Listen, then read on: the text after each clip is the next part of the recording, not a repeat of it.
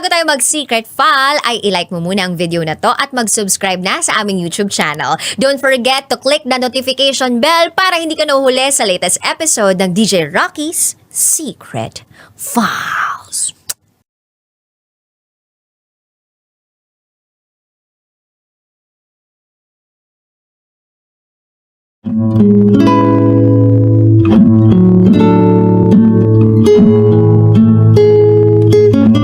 And now, it's time for DJ Rocky's Secret Files.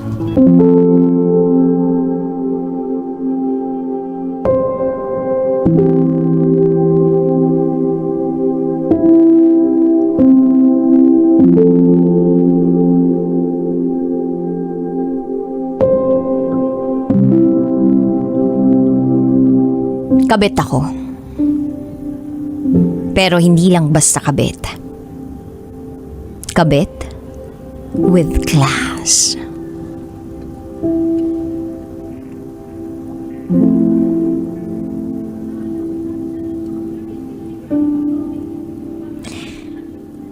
Yan ang tawag ko sa sarili ko. Kabit na may class. Para hindi masyadong masakit pakinggan para sa akin. Itago mo ako sa pangalang Princess. And this is my secret file. Princess ang tawag niya sa akin. I'm 30 years old, 5'5", maputi. Alam kong maganda ang katawan ko, lalo na nung kabataan ko. Masasabi kong may kaya naman ang pamilya namin kasi nabibili naman namin lahat ng gusto namin. At nakakapag-aral naman kami sa mga magagandang university. Nakuha naman namin yung mga kursong gusto namin. At hindi naman kami kinakapos sa pera. Back in 2015, I was 21 years old. Third-year college nursing student. No boyfriend since birth. Not until nakilala ko si Eddie. Maarte rin ako pagdating sa lalaki. Gusto ko malinis sa katawan. Kahit hindi masyadong gwapo, basta maayos at malinis. Matalino. At may pera din. Siguro nga, mataas ang standards ko sa lalaki. 53 years old nang makilala ko si Eddie.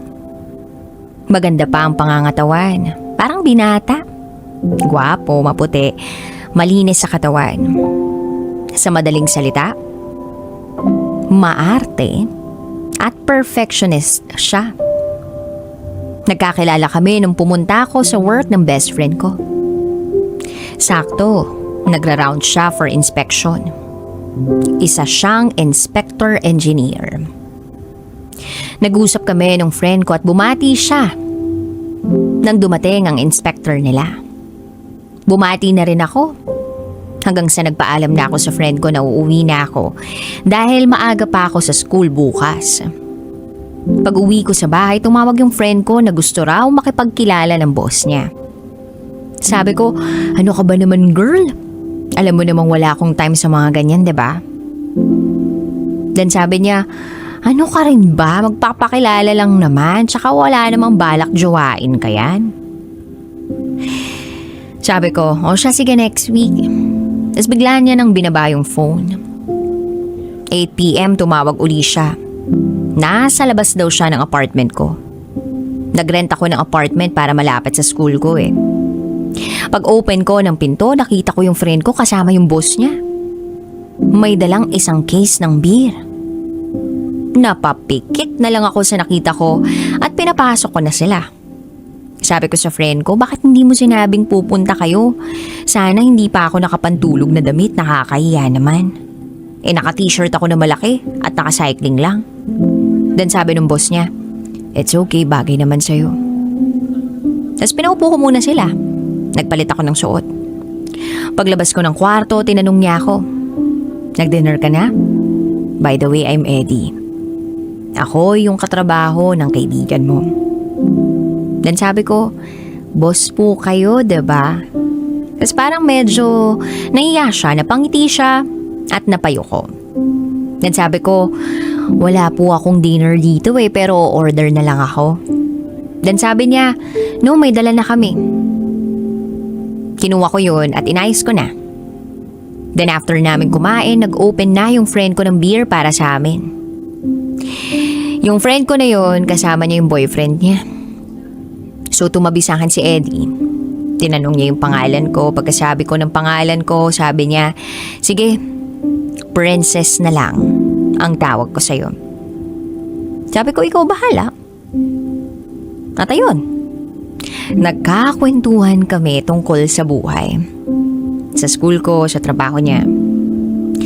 Then every Wednesday, Thursday, and Friday nasa Batangas siya na nagra-round siya for inspection. Tapos sa hotel lang siya natutulog. Then I asked, kailan ko umuwi sa inyo? Sabi niya every Monday nasa office lang kami lahat and Tuesday mag-uumpisa na kami lumabas hanggang Saturday. Kaya Saturday night at buong Sunday nasa bahay lang ako, nagpapahinga kasama ng mga apo.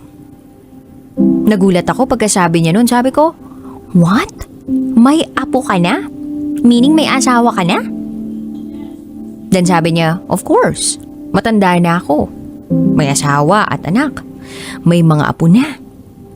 Then sabi ko, okay, I see. Natahimik ako. Then sabi niya, pwede ko bang makuha number mo? Napangiti ako. Then I said, oh, sorry Sir Eddie. Pero, I don't wanna be your mistress. Natawa siya sa sinabi ko at hinawakan niya ang kamay ko sabay sabing, alam mo, princess, in my almost 20 years of working, ngayon lang ako nagkagusto sa isang estudyante. Kasi pihikan ako. Maraming lumalapit sa akin, but I don't like them. At sabi ko, wow ha, ang pogi ah. Tapos sabi niya, no joke, totoo yun. Okay, sabi ko. Then nagtawanan na lang kami.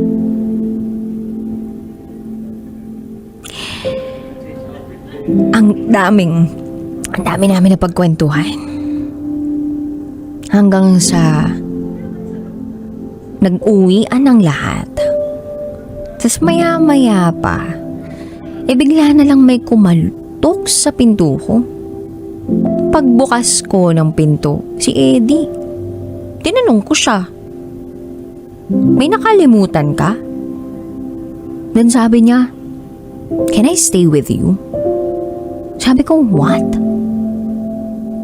Then sabi niya, papahinga lang ako. Medyo nakainom na kasi. Maghahanap pa ako ng hotel na tutulugan ko. Sabi ko, sige na nga. So pumasok siya at nakigamit ng banyo para maligo. May mga dala naman siyang gamit kasi nga, di ba parang nag-hotel lang naman siya kapag nasa Batangas. After niyang maligo, nagtulog-tulugan ako sa kwarto ko pero nakabukas ang pinto ko. Kinakabahan ako na ewan. Tapos sabi ko sa sarili ko, baka pasukin ako nito. At hindi nga ako nagkamali. Hindi na to bata. Tumabibigla sa akin. Niyakap ako. Nagulat ako. Napatingin ako kay Eddie. Then I said, anong ginagawa mo? Sabi niya, hugging you. Hindi na ako umimik at niyakap ko na lang siya. Shucks, ang bango niya. Kahit thunders na siya. Napangiti ako at nakatulog na. Nagising ako around 5:30 in the morning. Gising na rin siya. Nasa harap na siya ng laptop niya. Tinanong ko siya, kanina ka pagising?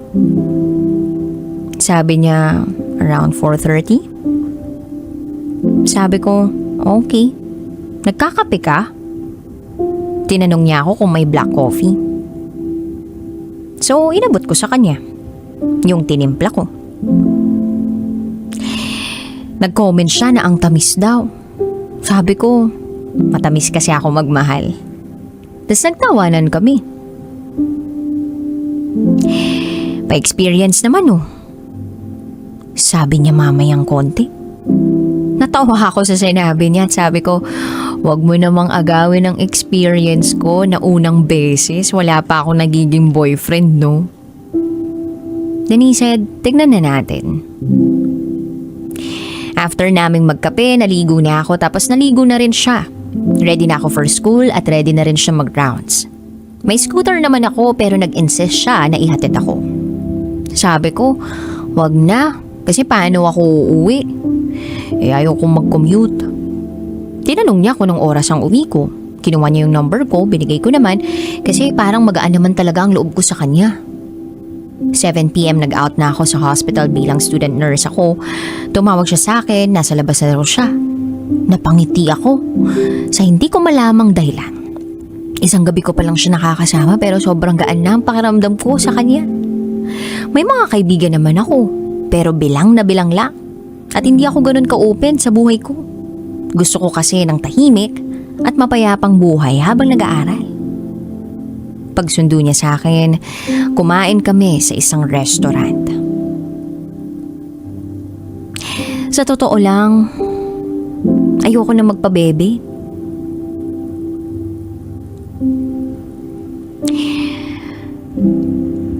Dumating yung pagkakataon na sa akin na siya nauwi.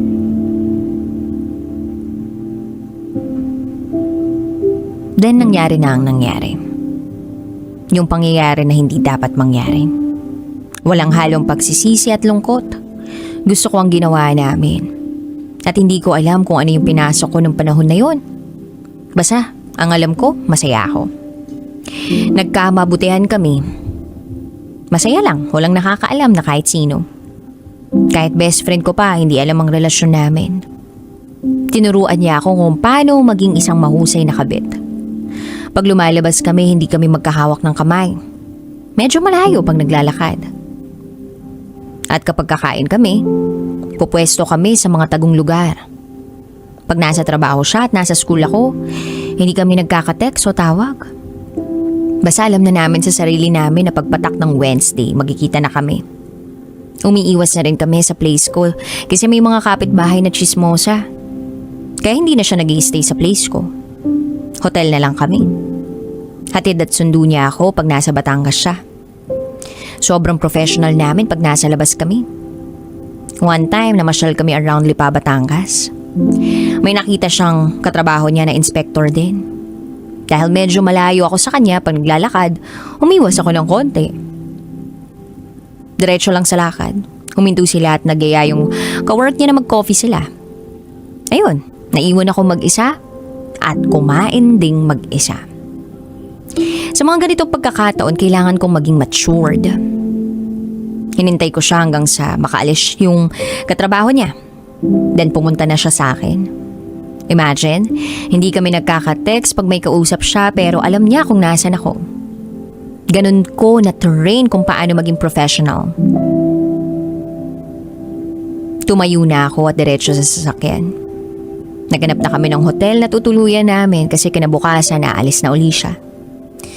At tuwing aalis na siya, nalulungkot na ako. Siguro nga'y mahal ko na siya.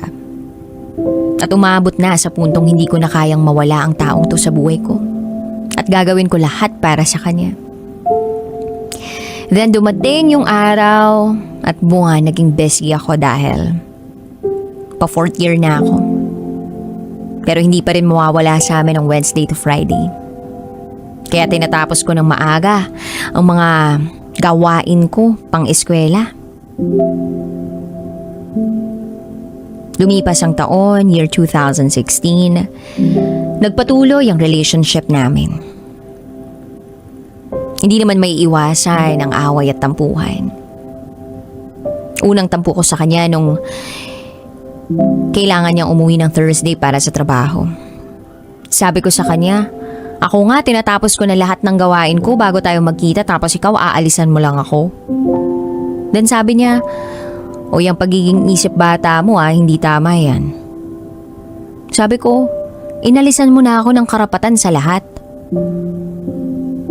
Then sabi niya, pinagkait mo yan sa sarili mo. Pwede kang mag-enjoy with your friends habang wala ako pero ikaw mismo ayaw nun. Huwag mong paikutin ang mundo mo sa akin dahil may kanya-kanya tayong priorities in life. Sabi ko, ngayon mo sasabihin yan kung kailan mahal na mahal kita? Sabi niya, mahal din kita pero hindi ko kayang pabayaan ang trabaho ko. Kung lagi mo akong aawayin every time na magkikita tayo at may emergency ako, mas mabuti nang wag na tayong magkita. Nanahimik ako sandali at nag-isip. Maya-maya pa'y nagsalita na ako. Sabi ko, okay, sorry for being immature. Namimiss lang talaga kita. Then sabi niya, I love you, my princess. You bring color to my life. Kaya simula nun kahit ano pa ang kailangan kong intindihin para mag-grow yung relationship namin gagawin ko. Hanggang sa nagpatuloy yung ganon. May mga pagkakataon na hindi kami makapagkita. Pero sinusubukan kong intindihin. Hanggang sa nag-decide na kaming kumuha ng bagong apartment na kaming dalawa lang ang nakakaalam. Malayo sa mga chismosa para hindi na kami nag-hotel at para hindi na masyadong magastos. Nililimatahan na rin namin ang pagkain sa labas at pamamasyal. Kasi nga matagal na rin kami at para makasiguro. Then dumating ang araw ng graduation ko. Gusto niya sanang pumunta kahit nasa malayo lang siya pero nagkataon na birthday ng pamangkin niya. Niyaya niya ang family niyang mamasyal around Batangas, kumain sa labas. Nakapag-text siya sa akin, sabi niya kumain daw kami sa labas ng pamilya ko. Sa ganyang restaurant, makikita ko siya with his family. Hindi ko alam kung anong gagawin ko. Kasi paano ako? Dapat masaya lang ako kasi graduation ko yun Pero naisip ko sa bagay, magiging masaya naman ako kasi makikita ko siya. Nung dumating kami sa resto, nandun sila. Nakita ko siya with his wife, masaya sila nagtatawanan. Dumaan ako, hindi man lang niya ako tiningnan. Nung nakaupo na kami, may inabot na bouquet of flowers yung waiter. Happy graduation, ma'am, sabi ng waiter. Sabi ko, para saan to? Hindi na nagsalita ang waiter. Alam ko na agad kung kanino galing. Walang letter o anumang nagsasabi na sa kanya galing pero alam ko na sa kanya galing. Umupo ako sa kung saan makikita ko siya para makita ko ang mukha niya, kung gaano siya kasaya na kasama ang pamilya niya. Noong mga araw na yun, gusto ko nang matapos yung araw na yun para magkita na kami. Natapos ang graduation ko. Nakita ko siya. Masaya siya. Kasama ang pamilya niya.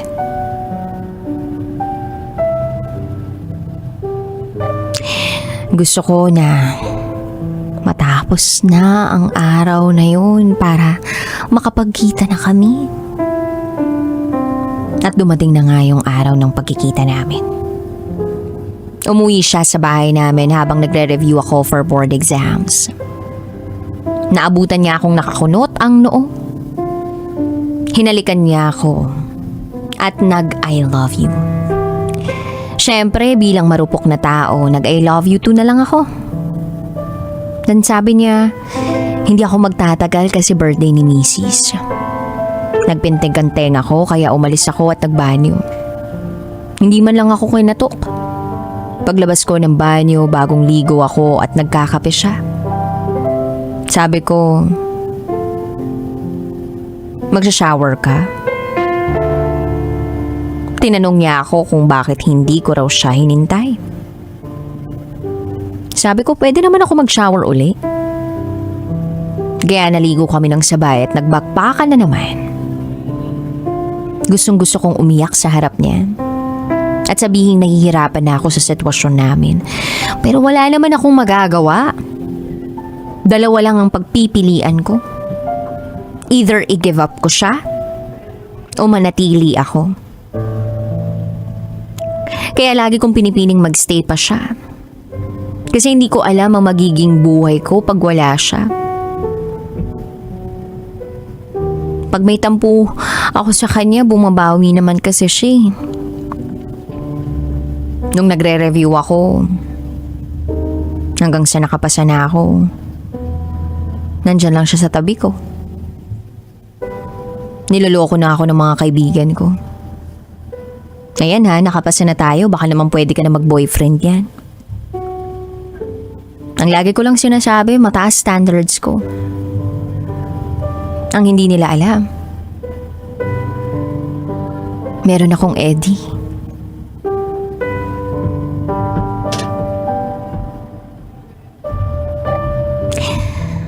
Then one day, lumabas kami at kumain sa labas. Ang hindi ko ina-expect, makikita namin ang anak niya sa mismong restaurant. Nakakainan namin. Napakaliit ng mundo. Hindi na ako nakaiwas kasi magkatabi na kami sa upuan. Pero dahil matured na akong tingnan at hindi mukhang bata, pinakilala ako ni Eddie bilang katrabaho niya. Pinakabatang katrabaho. Inalok pa niya na pwede raw silang mag-join sa amin. Siyempre, ang awkward, diba? After that, niyaya niya ang dad niyang umuwi at sumabay na sa kanila. Nag-agree naman si Eddie at iniwan na ako roon. Nagpaalam lang sa akin. Mauna na kami thank you for the dinner. Sabi ko na lang, okay sir, ingat po kayo. Pag alis nila, Diyos ko, iyak ako ng iyak at doon ko na lang naisip, ano ba tong pinasok ko? Nasaan ba ako at hindi ko nakilala ang sarili ko? Nag-commute ako pa uwi at pumunta ako sa bahay ng best friend ko para magyayang lumabas at uminom. Iyak lang ako ng iyak sa kanya, sabi ko, ang hirap pala. Then sabi niya, alam ko naman kung ano ang mahirap. Hindi ko lang sinasabi sa'yo na alam ko na kasi gusto kong ikaw ang magsabi sa akin. Sabi ko, gaga ka talaga. Alam mo na pala bakit di mo sinasabi? Sabi niya, ayoko kasi magkailangan tayo. At doon ako lalong napahagulgol. Sobrang hirap pala, sabi ko. Nung una akala ko masaya to, exciting. Dahil mahal ko naman siya. Kaso habang tumatagal, pasakit na ng pasakit. Niyakap ako ng best friend ko at sabi niya, choice mo yan. At least alam mo na kung paano magmahal. At hindi lahat ng pagmamahal kagaya niyan. Kasi ibang sitwasyon yan May asawa siya, tinatago ka niya. Ibang-iba ang mararamdaman mo pag malayang-malaya kang nakalabas o nakakalabas ng walang kaba. Nahawakan mo ang kamay ng kadate mo na ipopost mo na sa social media. Lahat ng yan mararamdaman mo pag binitawan mo na si sir. Sabi ko, paano? Imahal na mahal ko siya. Sabi niya, hindi ganyan ang pagmamahal. Hindi dapat ganyan magmahal. O sige, sabihin na nating mahal mo siya. Kasi kaya mong isacrifice lahat para sa kanya. Pero siya ba? Anong kaya niyang bitiwan para sa'yo? Mas lalo akong napahagulgol sa sinabi niya. Niyakap niya ako at sinabing, hindi siya ang lalaking para sa'yo. Maraming tao na gusto ng pagmamahal mo na kagaya ng binibigay mong pagmamahal sa kanya. Fast forward March 2019. 5 years na kami. Nagtatrabaho na ako sa isang ospital. Ganun pa rin ang setup naming dalawa. Nabawasan ang lungkot ko simula na nagtrabaho ako kasi nakakain ng oras ko ang pag-iisip. May mga kaibigan na rin ako at mahal ko ang ginagawa ko. Mahal ko pa rin si Eddie pero hindi na katulad ng dati na buong buhay ko ibibigay ko sa kanya. Sinusundo pa rin niya ako.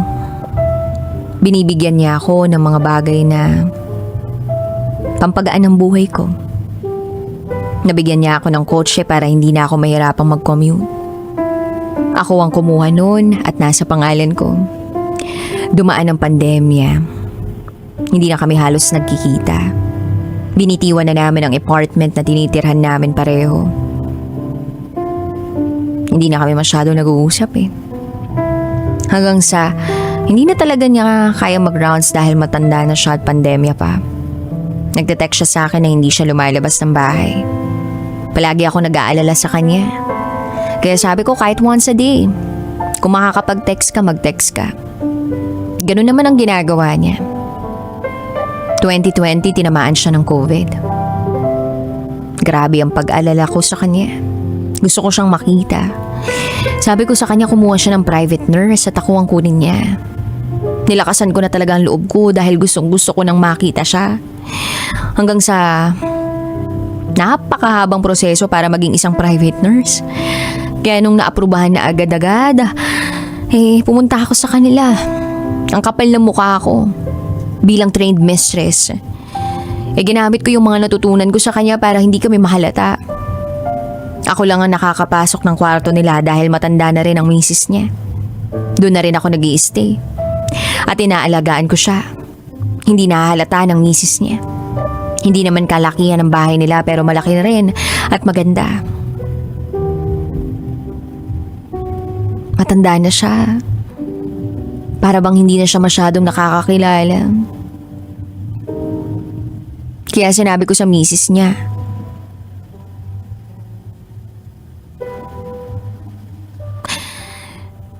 kung ano yung mga napapansin niya, magsabi lang siya.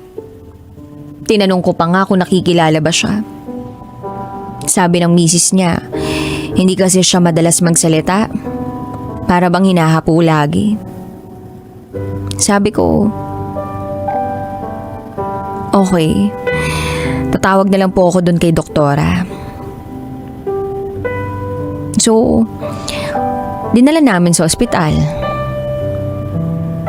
Doon namin nalaman na may early signs siya ng dementia. Nung sinabi ng doktora yun, biglang umiyak yung misis niya sa balikat ko. Hindi ko alam ang gagawin ko kaya niyakap ko na lang siya.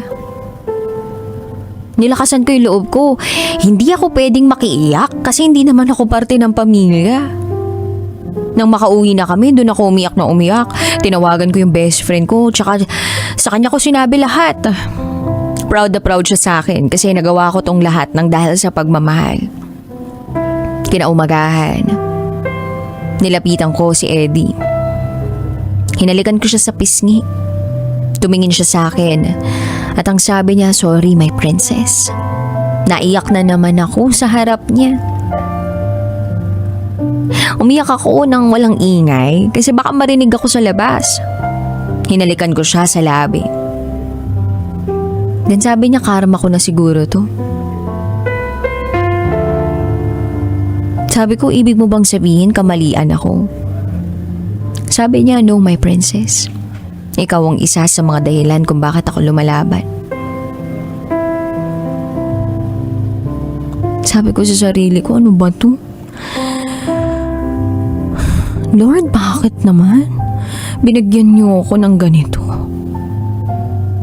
Ganitong pagsubok. Ba't niyo naman binigyan tong taong to ng ganitong sakit? COVID, tsaka dementia. Ganun ba talaga kasama ang nagawa namin? Iyak lang ako ng iyak. Habang natutulog siya, tinitingnan ko siya, napakagwapo niya pa rin. Nang biglang kumatok ang misis niya para magdala ng pagkain at mga musta. Napansin niyang namamaga ang mga mata ko. Umiyak ka ba? Tanong niya sa akin. May inaalala lang po ako, madam. Sagot ko sa kanya. Tapos niyaya niya akong kumain sa labas. Halika, kain tayo sa kusina. Sumunod ako. Nagulat ako sa sinabi niya. Alam mo ba, nung sinabi niya sa akin na gusto niya ng mag-aalaga sa kanya na nurse, sabi ko, wag na, ako na lang mag-aalaga sa'yo. Tapos sabi niya, wag na kasi mahahawa ka sa akin. Nagulat nga ako nung may request siya na maging nurse niya. Naisip ko na siguro'y kaibigan niya to. Kasi hindi yan basta-basta nagtitiwala sa tao. Nakikinig lang ako sa misis niya habang nakikita kong naiiyak na siya. Dugtong pa niya, kaya gusto ko sanang itanong sa'yo, magkaibigan ba kayo?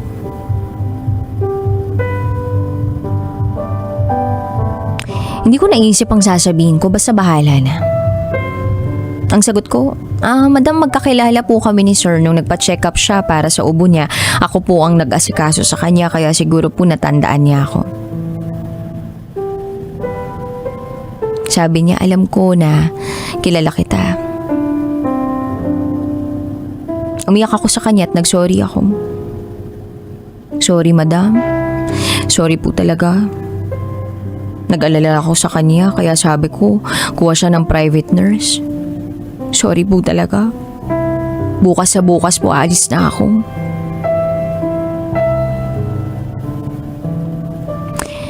Pinaalis ba kita?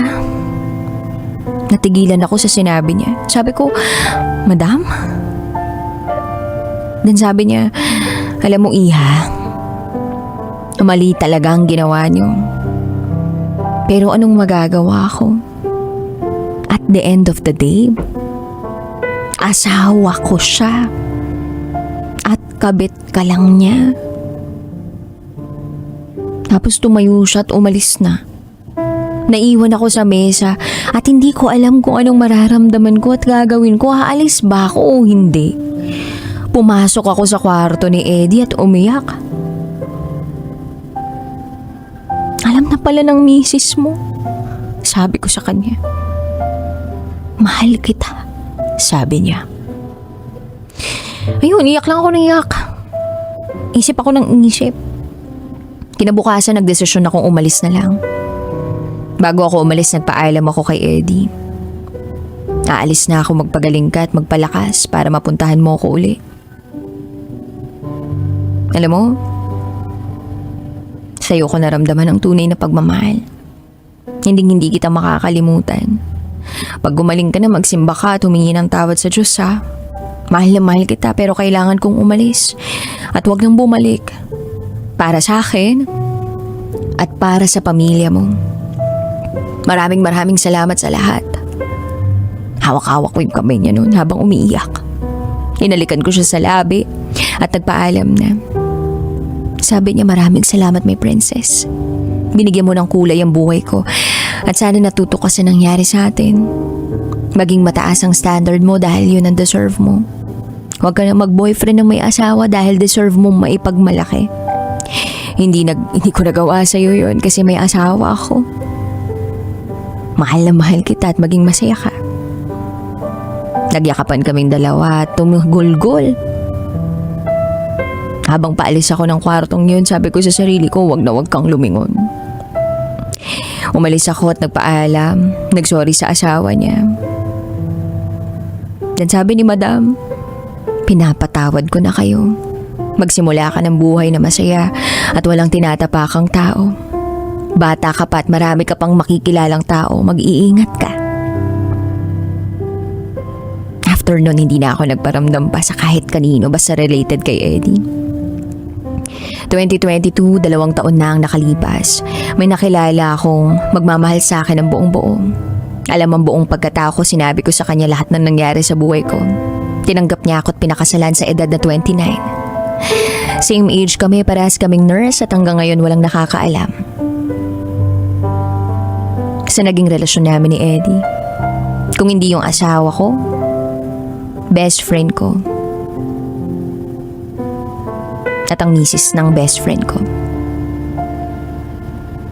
Makalipas ang 4 na taon, simula nung huli kami magkita ni Eddie, nanumbalik ang alaala ko sa kanya. Hinanap ako ng asawa niya sa FB para sabihing patay na si Eddie. January 12, 2024. Bumalik ang sakit at lungkot ng sinabi niya sa akin. Tinanong ko siya, buti po kinontak niyo ako. Sabi ng asawa niya, kabilin-bilinan niya na pag nawala siya, kontakin kita at sabihin wala na siya. Sabi ko, bakit po hindi niyo ako kinontak nung hindi pa siya patay? Para nakapagpaalam po sana ako bago siya nawala.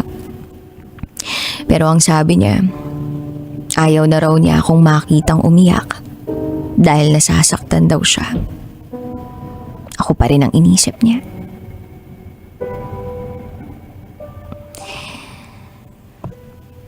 Isa ako sa mga nagmamahal kay Sir Eddie. Marami man akong pinagsisisihan, pero hindi pa rin mayaalis na naging parte yun ng pagkatao ko. Marami akong natutunan. Na-share ko to para maging leksyon sa ibang mga tao. Hanggang dito na lang po muna, DJ Rocky. Muli, ako si Princess. At ito ang aking secret file. At nagbabalik na ang radio DJ na maraming alam sa love, pero walang jowa. Minsan nakakahiya yun, no? Lagi ako napapansin sa public. Sabi, uy, di ba ikaw yung love radio DJ na talaga nga namang maraming sinasabi tungkol sa pag-ibig pero wala naman jowa? Wow! Mga walang hiya rin talaga minsan ng mga tao. Ingat ka, boy Pindot! Anyway, mahal, balik na tayo sa usapang pag-ibig mula sa Spice. Yung pa muna si DJ Kim Chino. At di ba nga sabi ko kanina, mahal, ibibigay ko ang 3 dapat mong bawasan. Tandaan nyo yung root word or keyword dito ay talaga nga namang bawasan lang, hindi tanggalin. Kasi kapag tinanggal mo, wala nang spice up ang relasyon nyo. Bawasan lang natin to, ha? Na talaga nga namang need mong bawasan para hindi ka laging iniiwan. Ito na sabi ko kanina, mahal, una, bawasan ang pagiging seloso o selosa. Diba? Diyan papasok yung mga pagkakataon na dapat magselos ka on a right basis. Ano ibig sabihin nun? Paano kung may nakita mo lang picture na may katabi yung jowa mo, aba magseselos ka agad, papalakihin mo? Mali yun. Hindi yun sweet. Ang tawag doon, toxic. Diba? Tsaka mahal, huwag ka masyado ma-paranoid. Huwag ka magselos kung may kasamang iba ang jowa mo. Hindi naman kasi lahat ng ginagawa ng tao ay talaga nga namang ginagawa rin ng mga manloloko. Diba? Kung ikaw ay may trauma sa ex mo, ikaw ay pinagpalit sa kasama niya at nahuli mo sa picture, hindi naman ibig sabihin nun, gagawin din yun ng jowa mo ngayon. Diba? Hindi naman lahat ng tao pare-pareho, kaya yung trauma mo sa ex mo, iwan mo sa likod. Kung ikaw ay nasa relasyon na, respeto naman sa jowa mo, wag mong paghinalaan, di ba? At ang pangalawang dapat mong bawasan, mahal, ay talaga nga naman ang pagiging toyoin. Eto bawas-bawasan nyo utang na loob. Hindi ko naman sinasabi na puro babae ang may toyo. Kadalasan lang naman babae ang may toyo, pero may mga lalaki rin naman talagang tinotoyo. Bakit mabawasan to? Kasi mahal, nakakapagod sa partner mo na lagi kang susuyuin sa maliliit na bagay. Diba? Ano pa? Yung susuyuin ka kasi trip mo lang magpasuyo. Ay nako. Nakakapagod yung ganyan. Yung mga nasisira talaga ang communication dahil nagtatampo ka o tinotoyo ka. Minsan gusto makipag-usap ng partner mo, gusto ng comfort, tapos uunahin mo pa ang mood swings mo o di kaya ang toyo mo. Saan naman pupunta yan? Sa away. Diba? Tandaan nyo, jumowa kayo ng tao, jumowa kayo ng merong trabaho, jumowa kayo ng meron ding sariling buhay. Tapos ang ini-expect nyo kapag tinoyo kayo, mahuhulaan niya ang dahilan kung bakit ka nagkakaganyan. Jowa ang hinanap mo, hindi manghuhula. Nanggigigil ako sa mga toyoin na to. Diba? Minsan kasi nakakasira yan ng relasyon kapag sobra-sobra. Always remember, mahal, na ang toyo ay condiments o di kaya sausawan sa pagkain, hindi inuugali. Ay, shoutout natin yung mga toyoing tao dyan. Shoutout natin yung mga may jowang may toyo dyan. Aba, congratulations sa inyo. Naka-jackpot kayo. Oo, ng maalat-alat na partner. Diba? Yung mga ano dyan yung malalakas yung toyo. Hindi ko sinasabing puro babae to pero kadalasan talaga babae ang may toyo. Oo. Bawas-bawasan nyo naman para imbis na suyuan, imbis na away, imbis na conflict sa relasyon, doon na kayo sa sweet moments o di kaya bembangan. Anyway, mahal, balik na muna tayo sa Rakrakan Music. Huwag mong ililipat ang radyo hanggang 9pm pa naman si Kim Chino at ako'y magla-live sa aming FB page. Ay nako, kulitan tayo doon at makikita nyo si Kim Chino parang state witness ang get up.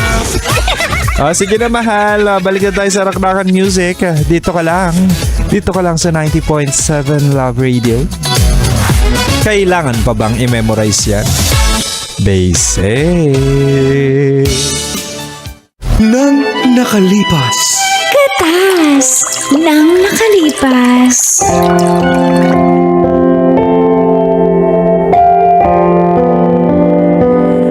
Dear Uncle Dago. And Tita Tanya Chinita.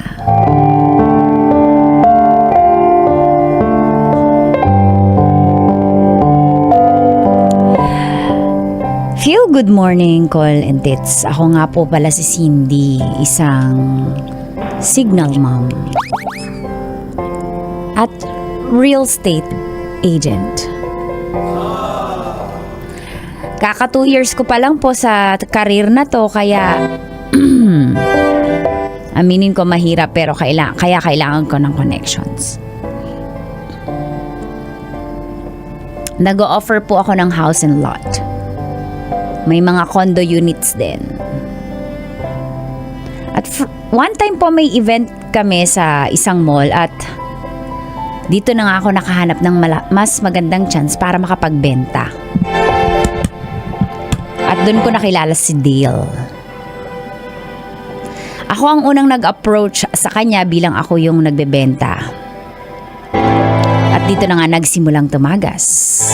Ang mga katas ng aking nakalipas. Kasmile si Mang Kanor, parang alam niya na.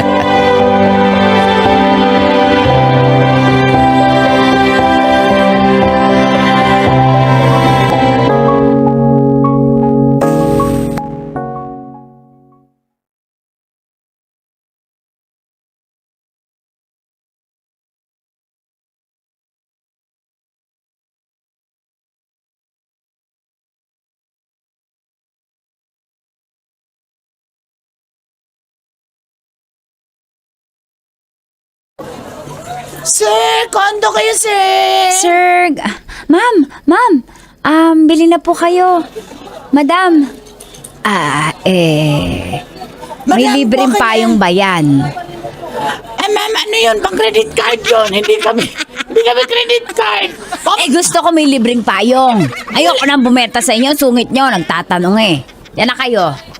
Ikaw talaga, Trixie, sasabihin mo na lang meron kasi madali na natin bigyan ng payong kahit wala. Bibigay mo na naman yung payong ko. Oh, at least nakabenta. Ilang payong mabibili natin, no, pag nakabenta tayo. Ikaw, huwag ka Wala, masungit sa personal ko yun clients. Huwag ka masungit. Sir. Bili ka na, Morning sir. po. Hi, sir. Hi! Sir, Sir Bong. Hi! May, suot mo pa kasi yung ID mo. Rapi. Oo. Bong. Sir Bong. Rafi. Idol. Idol Rafi. Ikaw ba yan? Ay, iba yun. Napapanood ko po kayo. Idol Iba yun, Rafi. iba yun. May susumbong sana ako sa inyo. Ha? Iba yun. Ay, iba ba yun? Sa construction ako Idol Rapi, kasi mukhang kailangan niyo po kasi ng bahay kasi parang nangingitim na po kayo siguro. Baka bilad lang po kayo sa araw. Nasa construction kasi ako. Yung team ko nga, papuntahin ko Kasi na. parang hindi niyo po plancha yung damit niya. Siguro wala pa kayong asawang taga-plancha, no? Kaya kumuha na po kayo ng bahay. Kasi pag may bahay na kayo, may magkakagusto na sa inyo. Oo nga, Sir Rapi. Meron na akong bahay. Ganito mga Luki ka lang. Patingin nga po ng bahay nyo. Patingin. Ah? Patingin sa picture. Ah! Ay, AI lang po yan. Niloloko nyo naman kami, Sir Idol Rafi. Hindi yan AI. AI po yan. Sige, ma'am, bigyan mo ko calling card. May biyahe pa kasi kami. Punta kami Pampanga eh. Lian na lang po. Brochure na lang. Ay, sige, ma'am. Ayan. Ganda mo ha, in fairness. Thank you po. Salamat po. Grabe. Sir, Sir Rat, hintayin ko yung Okay, call mo ma'am. ah. Grabe talaga yan. Ikaw lang talaga yung maganda. Uy, ito, Pogi. Dali, ikaw mauna. Dali. Hi! Hello po. Hindi ako pinansin. Hi. Hi, sir. Hi. Sir, ako nga pala si Cindy. So, baka kailangan nyo na po kumain ng bahay kasi mukhang ang swerte po ng mapapangasawa nyo. Mukhang bagong kasal po kayo kasi ang fresh nyo eh. Wala akong girlfriend. Sir, hindi ako naniniwala. Sa itsura mong yan, sobrang gwapo. Bagong ahit. Ano ka talaga? Hindi, wala nga ako. Kung kukuha ako dyan ng, ano ba yung kondo? May condo po ako. Meron Yan, ding, patingin nga. may row house, may Patingin. 2-story. Pili po, ano bang pangangailangan niyo po? Saan po ba kayo dito po kayo na-work? Within the vicinity? Ay, meron po kami mga condo units tapos affordable. Tsaka, Patingin? ayan po. Pili po Oh. kayo. Ayan po, bagay na bagay Handa ka na kasi bang mukha. tumira dito? Aray mo, baka! Sanay si Uncle. Ano po? Ay, ibig ko sabihin, kung nyari, may ganito kang unit, handa ka bang tumira? Sir Kasi naman. product mo yan eh. Pag hindi Alam ka mo? titira dito, ibig sabihin, hindi maganda yung product Oo mo. naman, handa na po akong tumira dyan. Pero alam nyo, nasa So, maganda sales ako, to. pero mas magaling po yung yung marketing skills nyo. So kung handa kang tumira dito, ibig sabihin, pwede kang itira dito. Ay, Para ibig naman ko sabihin, pong Hindi, ibig ko sabihin, kunyari, mag-asawa tayo, titira tayo dito. Pwede ba to? Pang family ba to?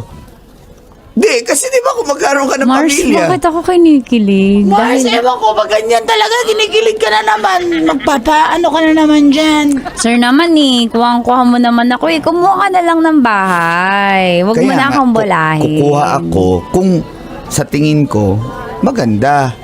Para sa'yo, kaya mong tirahan, parang product lang yan ng pagkain. Kung kaya mong kainin, masarap. Ibig sabihin, Oo naman sir, di ko naman ibebenta kung hindi worth it at Yun hindi naman pala maganda, eh. 'di ba? So, yun naman pala. kung gusto mo na tayo, ocular. Sure.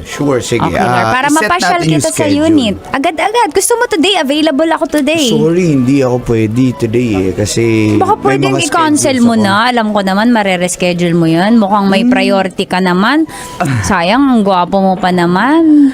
Well, ganun talaga yung sa work ko kasi kailangan din na i-ano ko yung schedule ko. Alam mo, Ayusin hindi ko talaga lang. ako naniniwala na hindi ka pa married. Hindi nga. Tsaka Di, mapapatunayan ko naman sa iyo yan soon na hindi ako kasal. Antayin mo lang. Ha? Okay? Sabi nga, there's always a time for everything. So, Sige, yung sir. ocular natin, Alam soon, ko na. schedule natin yan. At here's promise my ko, card. Calling card.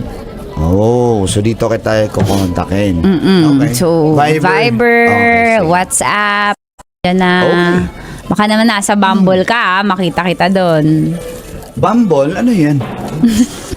Sir, up yan, sir! Dating app. Oh, hindi ako nagde-dating apps. Baka makita kita doon ah. Sabi ko sa'yo. Ba't ako pupuntang dating apps? Dito pa lang, meron na eh. Alam mo, sir! So ano? Oh, See you when I see you. Antayin kong call mo. Okay. Call ha, hindi chat. Pasensya pero minsan ma-chat lang ako kasi pag nasa meeting, lalo pag naboboard ako sa meeting yan, chat kita. Okay lang ba? Sige sir. Okay, sige. Antayin ko agad-agad. Sure. Mars. Ayan ka na naman. Mars ang gabo eh. Tas jackpot, tas kung bibili pa sa akin ng condo, di tingin mo. Naku, mukhang kukuha yun, Mars. Kaya May nga. susi eh. Alam mo naman, may mga susi yung target na yun. May susi na nakasukbit. May sasakyan. Oo! Pero tingin mo single talaga. Baka mamaya alam mo naman Sa tingin tulad ko yan ng naman. ex ko. Bakit sinabi mo ng ex mo?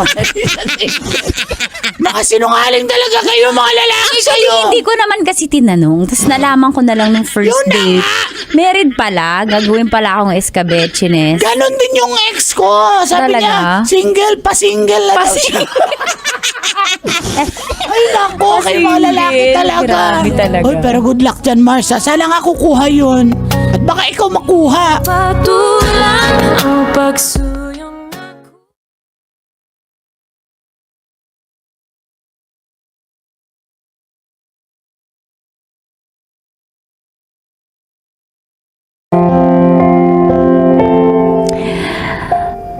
Colin Tits, yung first encounter na yun ay unforgettable. Kasi, grabe, hindi ko makalimutan yung mukha ni Dale. Ang gwapo kasi. And, kahit signal mama ko, mahuhumaling ka eh. Kuhang-kuha niya ako eh. Bumubo ka eh. Aray mo! Yun na nga po, pagka ilang minutes lang, nagchat-chat na yan. Nagte-text, nagko-call, Viber, iMessage, basta. Ginugulo niya yung buhay ko. Hinanap ako sa Facebook talaga. Sabi, ini-stalk niya daw ako kasi interested siya. Ako naman kinikilig mula ulo hanggang kifi. Paano ba kiligin yung kipi? Uy! After isang buwan po, sa kanya pa lang saka pa lang kami nag-ocular. Let's go.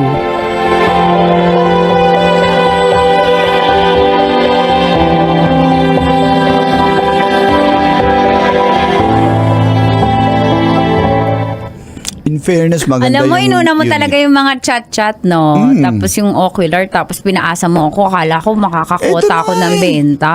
Ito na nga kasi may mga contacts din ako. Sinabihan ko na may kilala akong agent na. O baka bumili ka na. Kaya nga nandito tayo, titignan ko nga. Yung ganda Sige, pala nito. check na. So, Pwede ito na ba yung tayo dito? Ay, ibig ko sabihin... Hindi, ibig ko sabihin, for a start, talaga? aray ko. Kung mag-umpisa tayo ng pamilya, pwede pa naman to. Ano? Ayan? Ano ka ba? May anak na ako, no? Hanap ka na lang ng single. May anak ka na? Ba't hindi halata? Na, Pero, okay lang. So, ano wala. naman ngayon? Single mama ko. Para lang alam mo. Baka akala mo kasi naglalaro-laro lang ako dito para alam mo na meron akong motivation and inspiration sa pagpupursige ko sa buhay. Tsaka hindi naman ako magugustuhan ng mga single katulad mo na gwapo na maraming options na single din. Tapos mas maganda. Alam mo yun. Talaga. Hindi naman ako mag-aksaya ng oras kung di ko gusto yung tao eh. Tsaka gusto ko pa yung unit. Ang Kasi ganda. sabi mo. Sorry, guys. Sino ka? Ha? Sino ka? Ako yung nag-maintenance dito. Okay. Hindi, totoo. Maganda yung unit. Ano? Pwede tayo mag-umpisa dito eh. Anong umpisa? Sabi mo. Ikaw talaga, bumili Aray ka ko. na. Bilihan mo na ako para may benta na ako. Kailangan ko ng... Yung breakdown na sinasabi mo, akin na nga yung papel mo. Sige, ito yun. ganito na lang. Yung down payment, i-installment mo din sa akin. Okay. Pwede Gawin yun, natin, ha? pwede yun. Tapos bibigyan Ilang pa kita ng payment? 30% discount Performance? kapag... Ilan ba? Ilang months 6 ba yun? months, 6 months. Pwede mong hulugan sa akin ng 6 months yung DP. Okay. Tapos, saka pala mag-start yung amortization mo ng after 6 months. So, sobra-sobra yung binigay ko. Sinagad ko talaga kasi sagad ka magpakilig eh. Charot! Ikaw naman. Okay, sige. And by the way, may mga contacts ako ha. Pahingi nga ng mga calling cards mo. Bibigay ko sa mga tropa ko. Sige. Mga nag-golf yun. Kukuha Talaga? yun. Yes. Para sa'yo. Tutulungan kita. Uy, tulungan mo ko. Oo, Kailangan connections. ko talaga eh. As a signal, mom. Sure. Tsaka yung nangako ako sa'yo, di ba? Chinat kita na after ng ocular, kain tayo, coffee, sagot ka na. Oh, hindi nga ako kumain eh. Kasi sabi mo nga, pag nag-ocular tayo, kain tayo sa labas, libre mo ko. Pero hindi ba nakakaya kasi kliyente kita? Dapat ako yung Nakakaya. manlibre. It's on me na. Sige na, let's go. Okay.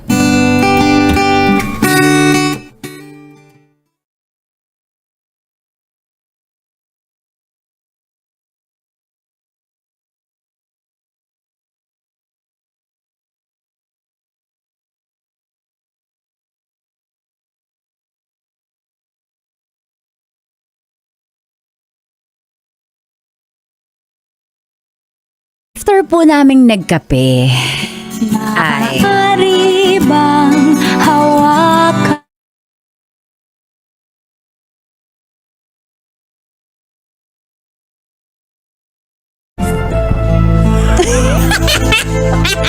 Ba't ka kinikilig? Wala! Bakit? Di, kung gusto mo, uwi na tayo. Wala namang problema eh. Sige. Sige. Gusto mo na umuwi. Mainit eh. Mahinga ako. Mainit nga eh. Ito muna tayo, palamig muna tayo. Sige, upo lang ako dito. Sige. Gusto bang order? May mango juice Sanay na dyan. sanay. Hindi, may ayun o. Lagi kang anti. Hindi, meron nga. Ba't sabi kanina nung tanong ka nung tao, may discount card ba binigay ka? Parang lagi ka dito. Hindi, paskil naman sa promo nila eh. Kung meron kang So alam na alam mo gift nga. card. Alam mo nga. Sabi lang din ng friend ko. Mm-mm. Ano? Hindi ka na nga dito. Dahil naman eh, nakuha mo yung Sige. weakness ko eh. Uy, ba't kaya nga ahak? Cindy, hindi ka na dito. Cindy. Cindy.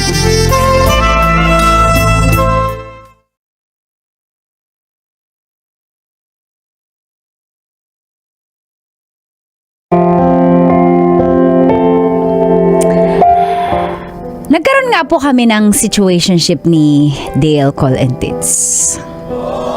2 months na sobrang saya at nakakakilig. Pero, may napansin ako. Bumabagal na yung mga reply niya. Bumabagal na yung good morning niya. Kwang, kwang, kwang. Alam na alam. Napansin ko, ayoko sanang maging negative, pero simula nung nagkatikiman kami, natikman niya ako, doon na nagbago. Hindi na siya excited. Tapos, marupok naman ako kapag isang chat niya na magkita kami, nagre-reply ako agad.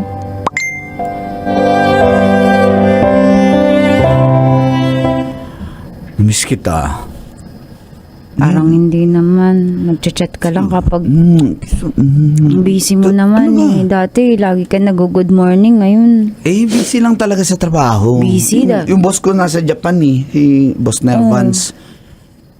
Tas may boss pa ako isa. Si Boss Dudson, binigyan ko yun ng mga calling card mo. Sorry, hindi ko pa makukuha yung unit. Wala pa akong budget eh. tatampo ako eh. Esensya ka na. Mamaya Parang yung ito tampo lang mo. yung gusto mo eh. Ba't pa tayo nandito? Undas ang init ng ulam mo. Ang dami pa kasing sat-sat eh. Ano ba? Ano? Ayan, hinalikan na kita. Huwag ka na magalit. Yun na yun? Bakit ako yung mauna? Ikaw yung lalaki. O kaya nga. Ba't parang lamig-lamig mo na? Ikaw yun. Dale, hindi ka na nag-message sa akin katulad ng dati. Wala na yung pagtatawagan natin lagi. Hindi mo na ako ina-update. Ano ba tayo? Busy nga ako eh. Ano ba tayo? Busy nga ako, di ba? Ang kulit mo naman eh. Busy ako. Tapos, asan na yung promise mo na mga bibili ka sa akin? Hindi naman Ayoko sana kitang singilin dun, pero Talaga? Ngayon mo ako sisingin dito? hindi naman, sabi mo kasi tutulungan mo ko. Tapos, after na may mangyari sa atin, ganyan ka na. So magbibilangan tayo dito? Hindi naman ako yung nangako nun eh. Hinahanap ko lang syempre yung dating tayo. Dale, ano ba yung gusto mo talaga sa akin?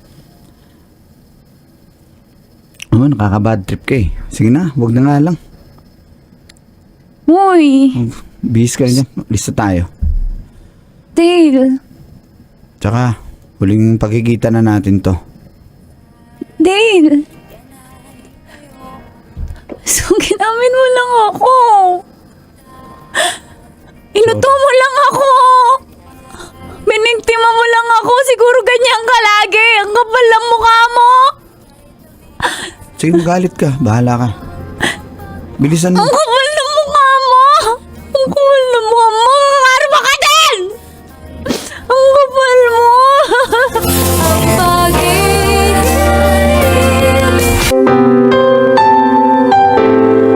Dear kumikinang na tambalang Nicole Yala at Diego Bandido.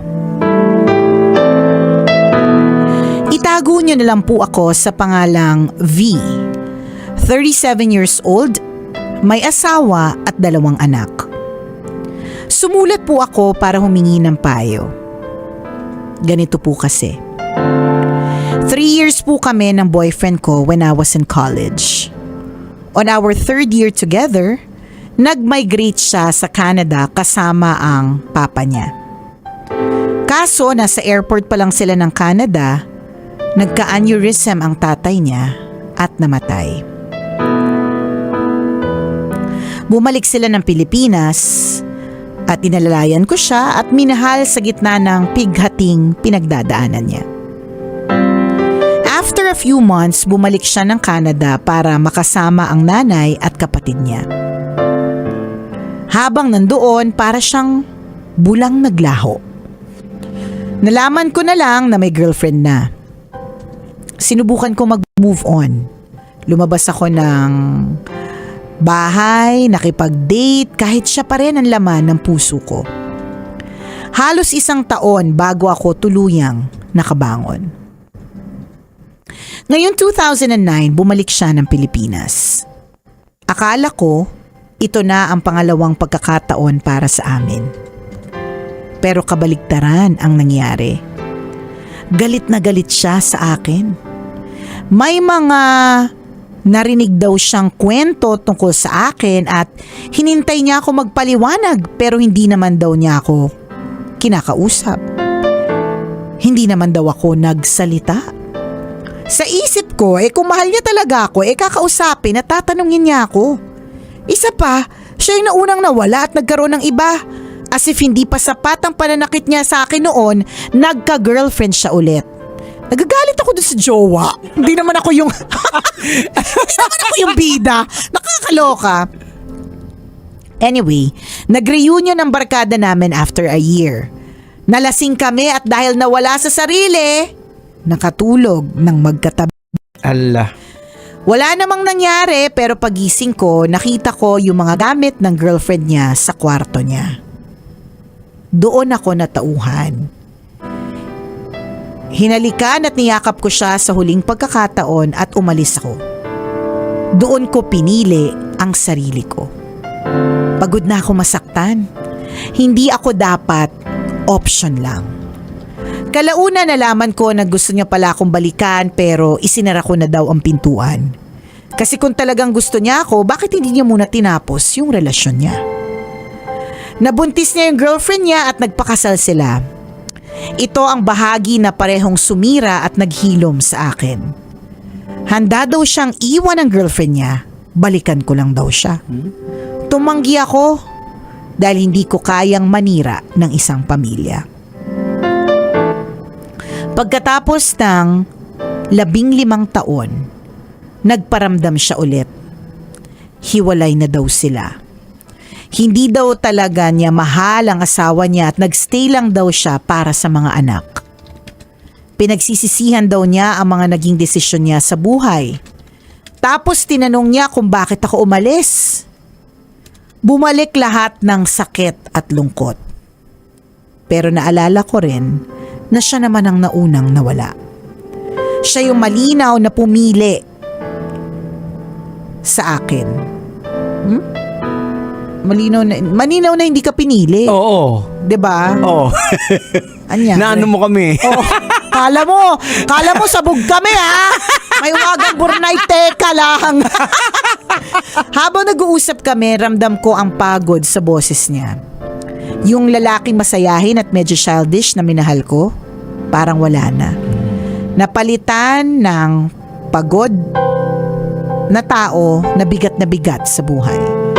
Tinanong ko siya tungkol sa hiwalayan nila pero sa susunod na lang daw naming pag-uusapan. Sabi ko, wala nang susunod. Gagawin daw niyang madali para sa akin. Kaya nagpaalam siya at blinak ako. Sobrang daming red flag. Grabe. Tambala. Kaya nga, okay, I'm so excited to know what is your question. Ano yung tanong mo, girl? Ayan na. Ito na. Tambalang kumikinang. Naprotektahan ko ba ang kapayapaan ko o masyado kong isinara ang pintuan? Dapat ko po ba siyang... Eto na! Parang gusto ko ng nail cutter, may kukurutin ako. Sang parte, sa pinaka... Puputan kita ng Yan. ulo gamit nail cutter. Isipin mo kung gaano ka-painful ang death na yun. Poprotektahan ko ba, naprotektahan ko ba ang kapayapaan ko o masyado kong isinara ang pintuan? Dapat ko ba siyang kausapin ulit? O ito na talaga ang closure matagal na naming hinahanap? Salamat po sa inyong payo, ang inyong kumikinang na tagapakinig. V. Huminga ka muna ng malalim, Nicole. Teka. Hinga muna ng malalim. Uminom ka muna. Inom ng favorite drink na sola. Ayan, Yan. baka naman. Sola, baka naman. Napapagod na akong bumili. Kailan nyo ako susponsoran? Hay nako! Ayan na! Nakakaloka! Ilabas mo, Nicole Yana! Alam ko, nagkakagulo na yung mga Nicole Yana. Hindi ako una magsasalita. Hindi sila nagkakagulo. Ano? Sabi nung Nicole lang naiirita, Oh. ako na to. Ay, hinawi niya. Hinawi niya na lahat ng Nicole Ala. Ako na to! Ako na to magsasalita. Tumigil kayo dyan. Alam mo, V, nag-close na ang lahat nung iniwang kanya at pinalitan. Sa totoo lang, ang may problema dito, hindi na yung lalaki, kundi ikaw. Sa totoo Pamilyadong lang. tao ka na eh. Kaya nga. Hanap ka pa At ng saka closure. Closure. Mukha mo closure. Ito lang ang masasabi ko. Hindi po lahat kailangan ng closure. Of course, iba pa rin naman talaga yung naintindihan mo kung bakit ka hiniwalayan. 'Di ba? Pero as time goes by, na maiintindihan mo rin kung bakit kayo nagkahiwalay. Yun lang yun. Hindi kailangan may closure na sinabi niya talaga mismo na ayaw na. Tingnan mo hanggang sa kahuli-hulian anong sinabi niya. Gusto niyang bumalik sa'yo pero doon sa kaduluduluan anong sinabi niya. Gagawin ko madali para sa'yo. Ako na magbablock. Di ba parang tanga? Nakakaloka. Ang parang tanga ikaw, B. Ibig sabihin, mo dito, sabihin lang nun, kaya lumapit sa sayo dahil kinakailangan niya siguro, it could be emotional support dahil Pwede. pagod na siya. Nung hindi niya makuha yung gusto niya, Ginawa na naman yung ginawa niya sa'yo. goodbye. Correct. And remember, V, ilang beses na niyang ginawa ito sa'yo. Tama, ikaw naman si marupok na V. Oo, di ba? May pag-usap ka pa, pamilyadong tao na kayo Kaya pareho. nga, yun na yung nakakaloka. May pa ganito-ganito ka pa. Wala nang susunod. Di ba? Oh, May pag ganito. tapos may tatanong ka pa kung na-protect ka. Correct. Wala nang susunod Kung tama yung ginawa mo. Kaya nga, diba? Wala nang susunod na usapan. Pero next question, by the way, tambalang kumikinang. Kailangan ko po ba ng closure? Pambihira ka. Alam mo, sorry ha, pasensya na, V. Pero dito talaga sa sitwasyon na to, ikaw talaga yung ikaw talaga yung marupok. Tama. Na hindi na you are overcome always by your pagiging marupok or by your emotions. Hindi mo na ginagamit yung utak mo. Gets naman natin pagdating talaga sa pag-ibig at mahal na mahal mo, halata. 'Di ba? Kasi kahit na anong red flag niya, Yeah. ang tingin mo dun sa red flag pink, 'di ba? Green, 'di ba? O kaya yellow. Hindi mo nakikita ito as a red flag na ano ba? Unang-una pa lang yung iniwang ka tapos sinisi ka pa pagdating ng reunion, 'di ba? May Correct. ganon. Oh. Eh siya naman tong hindi nag-explain, may mga narinig ako parang tanga, 'di ba? Alam mo, Tapos nagpakasal. O after 15 years, nagparamdam nagparamdam. Tapos ikaw parang, ito na ba? This is our chance? Hindi. Walang ganon.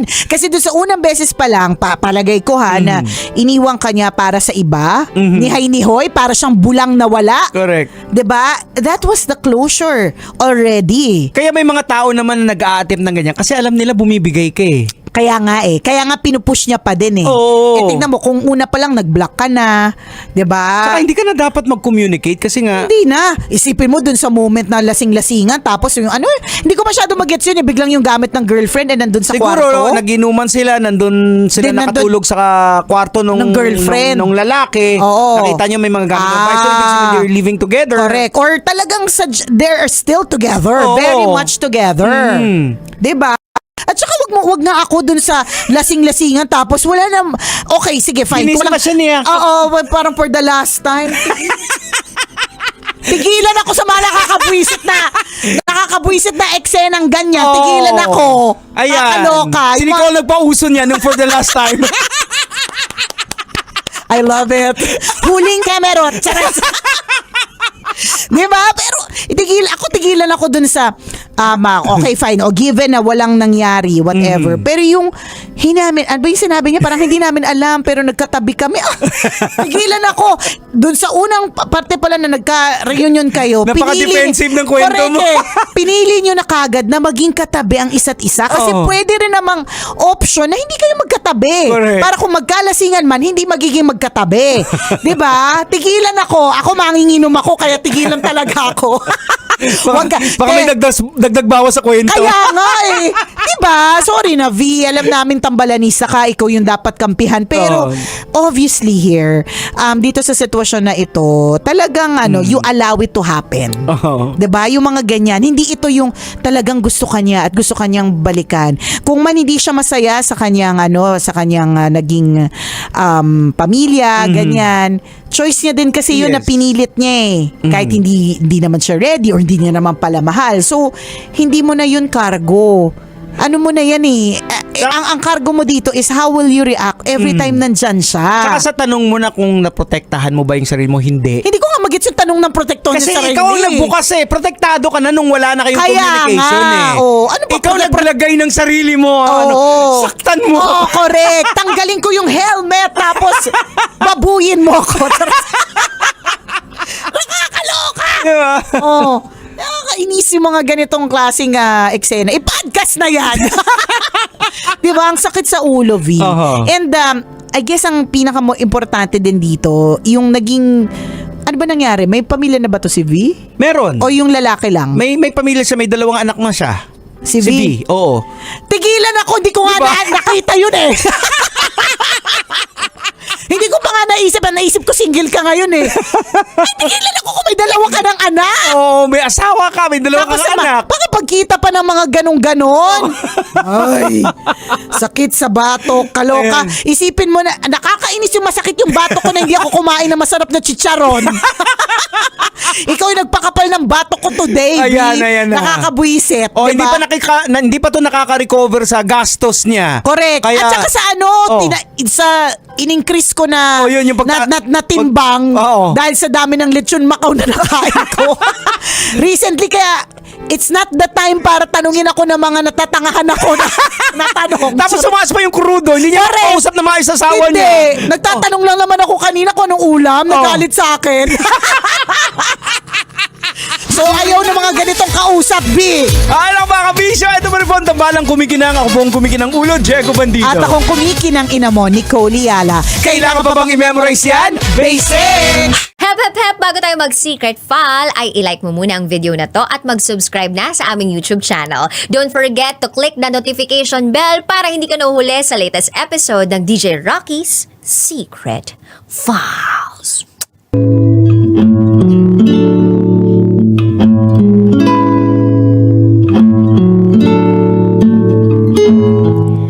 And now, it's time for DJ Rocky's Secret Files with Jello.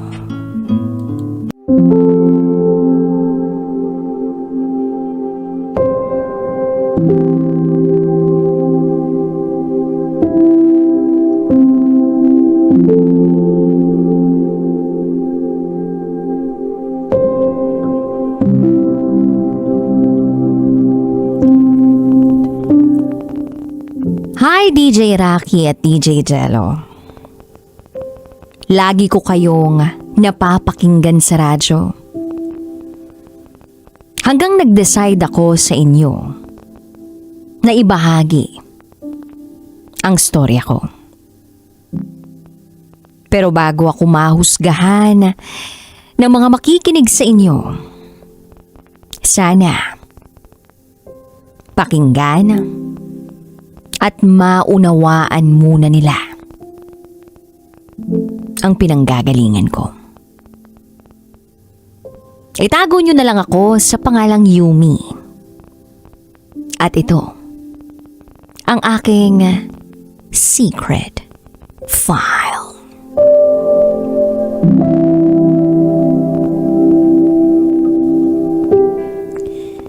Taong 2015, nang makilala ko ang boyfriend ko. Itago na lang natin siya sa pangalang Lawrence.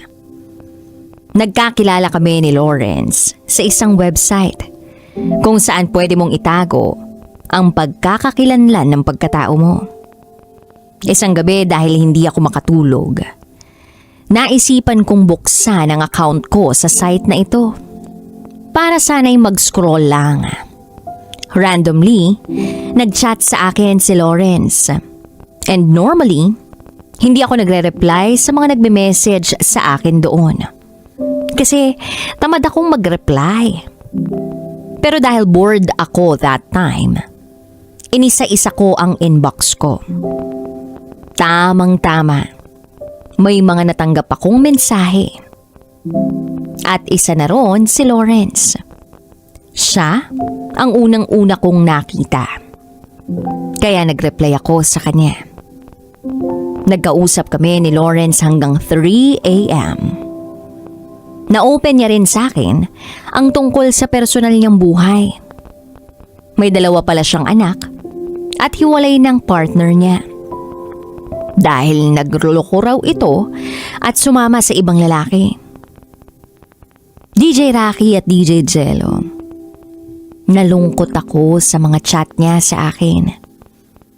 Dahil ramdam ko yung lungkot ng iniiwan. Parehas sila ng kwento ng papa ko. Iniwan din kasi si papa ng mama ko. Sumama rin sa ibang lalaki. Simula noon, lagi na kaming nagkakausap ni Lawrence sa site na iyon. At inaabot kami ng madaling araw magkausap. Hanggang sa isang beses, nagyaya si Lawrence na magkita kami. Pumayag naman ako.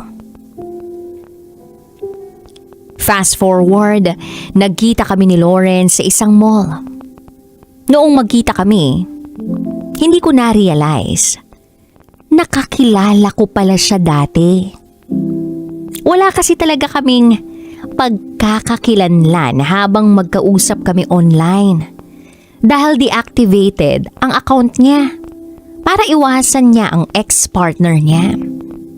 At noong nagkita na nga kami, na-realize ko na kapitbahay ko lang pala siya. Ang akala ko noon, by accident lang, na naroon ang kapitbahay ko sa mall. Na siyang napag-usapan namin ni Lawrence. Nag-smile pa nga ako sa kanya, kaya nilagpasan niya lang ako. Nung inopen ko yung site para sabihin kay Lawrence na nasa mall na ako, nagulat ako dahil noong sinabi niya kung ano ang suot niyang damit, tugmang-tugma sa suot ng kapitbahay ko. Nakadadaan pa lang. Nag-chat si Lawrence sa akin na naroon na daw siya. Nag-isip tuloy ako. Hindi muna ako nag-reply kay Lawrence. Sinundan ko ang kapitbahay ko. Nag-obserba ako sa kanya mula sa malayo. Nako, grabe ang kaba ko. Nakikita ko kasi yung kapitbahay ko na medyo nanginginis at patingin-tingin sa cellphone niya. Hanggang sa nag-decide na akong lapitan ang kapitbahay ko at tawagin siyang Lawrence. Nagulat ang kapitbahay ko nung magkausap na kami. Surprise! DJ Rocky at DJ Jello, nagkahiyaan muna kami sa umpisa, pero nag-usap din kami. At doon ko nga nalaman na ang account niya pala sa site na iyon ay hindi kanya. Sa kaibigan niya pala ito. Binigay ito sa kanya ng kaibigan niya para makalimot siya sa ex-partner niya. Tuwing kausap niya ako, tuwing madaling araw, nandoon pala siya lagi sa bahay ng kaibigan niya. Nagiinuman daw sila. Natapos ang araw na yun na pareho kaming masaya. Kumain kami sa isang sikat na kainan at sabay kaming umuwi. Simula noon, lagi niya na akong niyayaya tuwing mag-iinuman sila. Minsan sumasama ako kapag hindi ako busy. Hanggang sa nakilala ko rin ang mga kaibigan at kapatid niya. 5 pala silang magkakapatid, puro lalaki. Doon ko lang din nalaman nung inimbitahan niya ako sa bahay nila dahil birthday ng bunso niyang kapatid. So fast forward ang ligaw sa akin si Lawrence. Agad ko naman siyang sinagot. Naging kami DJ Rocky at DJ Jello. Masaya kami pareho. Kitang-kita ko ang saya sa mga mata niya. Naging masaya kami sa loob ng 7 buwan. Lagi akong nasa bahay nila. Lagi rin kaming lumalabas kapag hindi kami busy sa trabaho. Pero sabi nga nila, kapag sobrang saya, may susunod ding kalungkutan. Bigla na lang nanlamig sa akin si Lawrence na para bang iniiwasan niya ako. Hanggang sa nalaman ko na nakikipagkita pala siya sa dati niyang partner. DJ Rocky at DJ Jello, ewan, pero sobrang sakit. Kasi nalaman ko na inaayos na pala nila ng ex-partner niya ang relasyon nila. Alang-alang sa 2 nilang anak. Kanino ko ito nalaman lahat? Kay Clyde. Si Clyde ay isa sa mga kapatid ni Lawrence. Dati ko nang nakakausap si Clyde. Lagi siyang nasa tapat ng bahay nila. Masayahin siyang tao. May asawa at isang anak. Sobrang bait pa nito. Si Clyde ang nagbabalita sa akin tungkol kay Lawrence dahil hindi kami nagkikita nito. Gabi na rin kasi ako nakakauwi. At si Lawrence naman, busy sa ex-partner niya at sa mga anak nila. Then isang beses, galing akong work noon. Napadaan ako doon banda kina Clyde at sa mga kaibigan niya. Nagiinuman sa tapat ng bahay nila. Tinawag ako ni Clyde. Shot daw muna kami kasama ng mga kaibigan niya. Dahil sa pagod ko at kalungkutan, sabayan pa ng maraming tumatakbo sa isip ko. Sinabi ko kay Clyde na magbibihis lang ako at babalik din sa kanila. Nag-half bath ako at nagbihis para bumalik sa inuman. Pagdating ko, napansin kong tahimik ang loob ng bahay nila Clyde. Walang tao. Hanggang sa nagsalita si Clyde, sabi niya, "Walang tao dyan. Ako lang mag-isa. Nagbakasyon sila sa Tagaytay. Si Lawrence naman, di na umuwi rito sa bahay.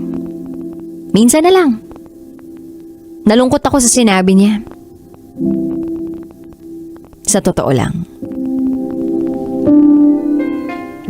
Fast forward, inabot na kami nila Clyde ng madaling araw. Hanggang sa nagsiuwian na nga ang mga kainuman namin. Kami na lang ni Clyde ang natira sa inuman. Umiyak ako sa kanya dahil sa sobrang lungkot ko. Sa kanya ko lahat inilabas ang sama ng loob ko sa nangyari sa amin ni Lawrence. Yung bang parang nag-ghost ako. Ginawa lang akong panakipbutas sa ex-partner niya. At sa sobrang hilo ko, dala ng alak at sa pag-iyak ko, nasuka ako. Nasukahan ko si Clyde. Pati na ang damit ko. Hanggang sa inakay ako ni Clyde papasok sa bahay nila. At hindi ko inaakala ang mga sumunod na nangyari. Noong Ipinasok na ako ni Clyde sa bahay nila. Iniwan ako ni Clyde sa sofa nila.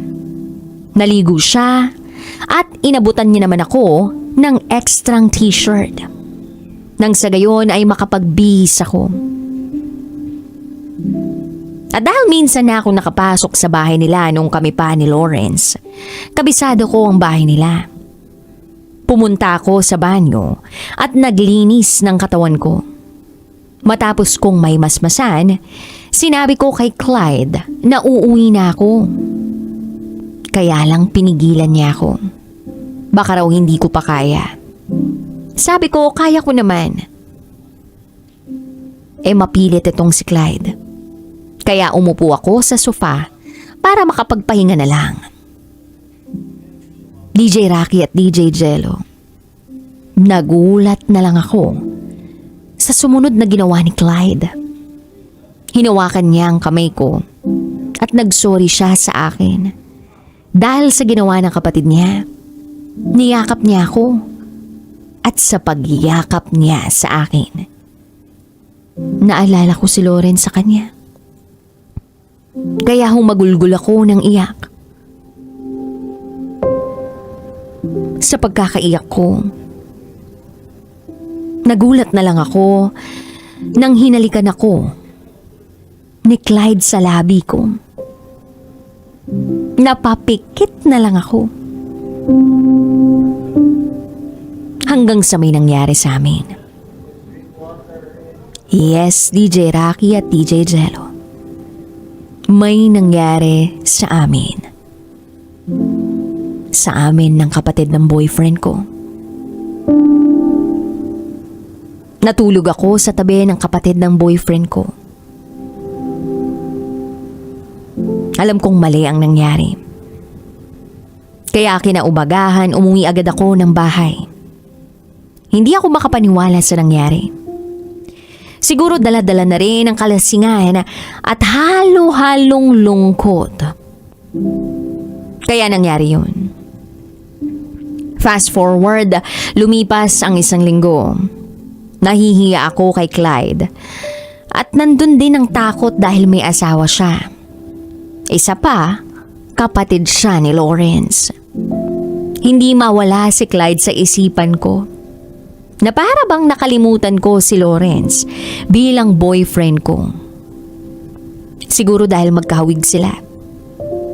Iba ang nararamdaman ko kay Clyde. Na para bang yung pagmamahal ko para kay Lawrence natuon kay Clyde. Hanggang sa nagkausap kami ni Clyde na parang wala lang nangyari sa aming dalawa. Aaminin ko, DJ Rocky at DJ Jello, ang gaan-gaan pa rin ng loob ko kay Clyde. Nagkwentuhan lang kami habang nakaupo sa tapat ng bahay namin. Minsan pa nga, inaabot na kami ng gabi sa pagkukwentuhan lang.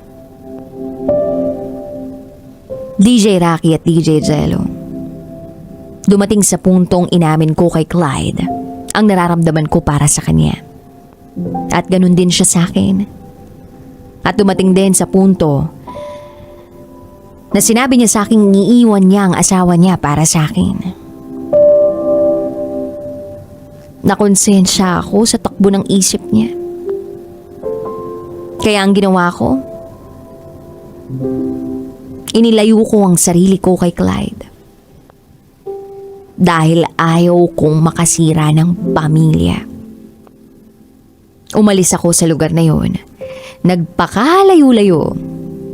Nagpaalam ako sa mama ko na pupunta muna ako kay Papa at doon muna maninirahan. Hindi na rin ako nagpaalam kay Clyde. Umalis na lang ako ng biglaan. Hindi niya yun alam. Maging kay Lawrence, hindi ko na rin ipinaalam sa kanya ang pag-alis ko. Pero hanggang ngayon, hindi ko pa rin ang alam ang side niya. Kung bakit hindi na siya nagparamdam sa akin. Siguro, kapag nalaman ko na kung bakit, susulat ako uli sa inyo. Sa ngayon, Hanggang dito na lang muna. DJ Rocky at DJ Jello. Maraming salamat. Muli, ako si Yumi. At ito, ang aking secret file.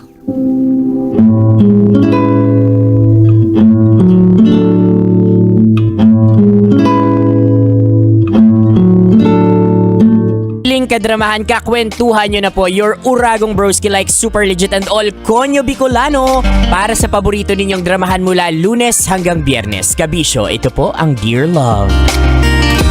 Nasasayang na luha, nasasayang na effort at nasasayang na kagitingan. Dahil ibinibigay lang ito sa taong hindi naman yata na-appreciate lahat-lahat ng yan. Ay! Apakasakit nun, kabisyo ha. Yung tipong effort na effort ka, yung nasasaktan ka, kapag nasasaktan siya, pinoprotektahan mo talaga siya and all. Pero sa bandang huli, ang tanong, ano ba kayo? Bakit ka ba ganyan na ganyan sa kanya? Effort na effort sa kanya na para bang ikaw yung jowa? Ano ka ba sa kanya? Ay nako mga kabisyo, kaya nga bukod sa talagang inaalam natin kung ano yung estado natin sa isang tao, dapat pinifilter din natin yung mga effort na inilalabas natin kung worth it nga ba yan, like super legit and all. 'Di ba? Kasi at the end of the day, kapag nasayang naman yan, sinong sisisihin? 'Di ba sarili mo lang din naman? Bakit? Kasi we all have choices at yung mga choices na yan, choice mo yan. 'Di ba? Ikaw yung pumipili niyan. Choice mo na magpakapagod sa isang taong hindi naman na-appreciate yung effort mo. Choice mong magpakabayani sa taong hindi ka naman pinapansin o wala ka naman talagang puwang sa puso niya. Wala, ang sakit. Bakit habang sinasabi ni Konyo Bicolano yun, nasasaktan ako like super legit and all? Hindi, pero totoo naman yan, kabisyo. Hindi naman sa pagiging masamang tao at pagiging, alam mo yun, laging nag-expect and all. Aminin po natin sa hindi. Kapag hindi na ibabalik kahit papano yung pagmamahal, yung sensiridad, effort na ibinibigay natin sa isang tao, di ba kahit papano may kurot po yun? Kaya hindi rin po kasakiman na magtanong. Di ba? Magtanong ka kung ito bang mga effort ko na ito worth it na ibigay sa isang tao. Hindi ka magtatanong sa kanya dun sa binibigyan mo, no? Because I understand na sometimes yun yung pinanggagalingan ng kaugmahan or happiness natin. Yung magbigay tayo sa ibang tao. 'Di ba? Yung effortan natin yung ibang tao. But ang ibig ko lang sabihin tanungin natin yung sarili natin. Yan, yung sarili natin. Oo, harap ka sa salamin. Yan bang effort na ibinibigay mo sa isang tao? Yan, worth it ba? Kasi hindi po masama na kahit papano mag-expect ka kahit konti man lang ng ROI o return of investment. Return of investments of feelings. Yan. Kasi sa panahon po ngayon, kailangan sigurista ka na talaga. Like super legit and all. Hindi totoo yan. Oo. Love strategically. Yan. Oo. Love strategically but at the same time, give unconditionally. Ay, parang ang gulo. Ay nako mga kabisyo, at dyan nga iikot ang ating kwento. Sa isang relasyon na ano ba talaga sila? Bakit effort na effort siya? At may i-expect ba yung bida natin? Kapag bigay ka ng bigay, mukhang wala namang isinusukli talaga sa'yo at mukhang wala naman talagang balak na pansinin yung effort mo. Oo, nagmumukha ka lang palpal or in Tagalog, ob-ob. Yeah. Ayaw natin yon. Oy, shoutout sa lahat ng mga nakatutok sa atin online at shoutout sa lahat ng mga nakatutok din sa atin via traditional radio ngayong araw ng Kagitingan. Salamat sa pagpili ninyo na tutukan pa rin si Konyo Bicolano. O siya mga kabisyo, sa aking pagbabalik ang kabuuan ng ating Dear Love. Walang aalis dahil Dear Love na maya-maya lang. Kasama nyo pa rin your Uragong Broski like Super Legit and All Konyo Bicolano para sa paborito ninyong dramahan mula Lunes hanggang Biyernes. Kabisyo, ito po ang Dear Love. Malinsangan na umaga, Luzon, Visayas at Mindanao. Ako si Manggas at welcome sa isa namang edisyon ng Sino Ako?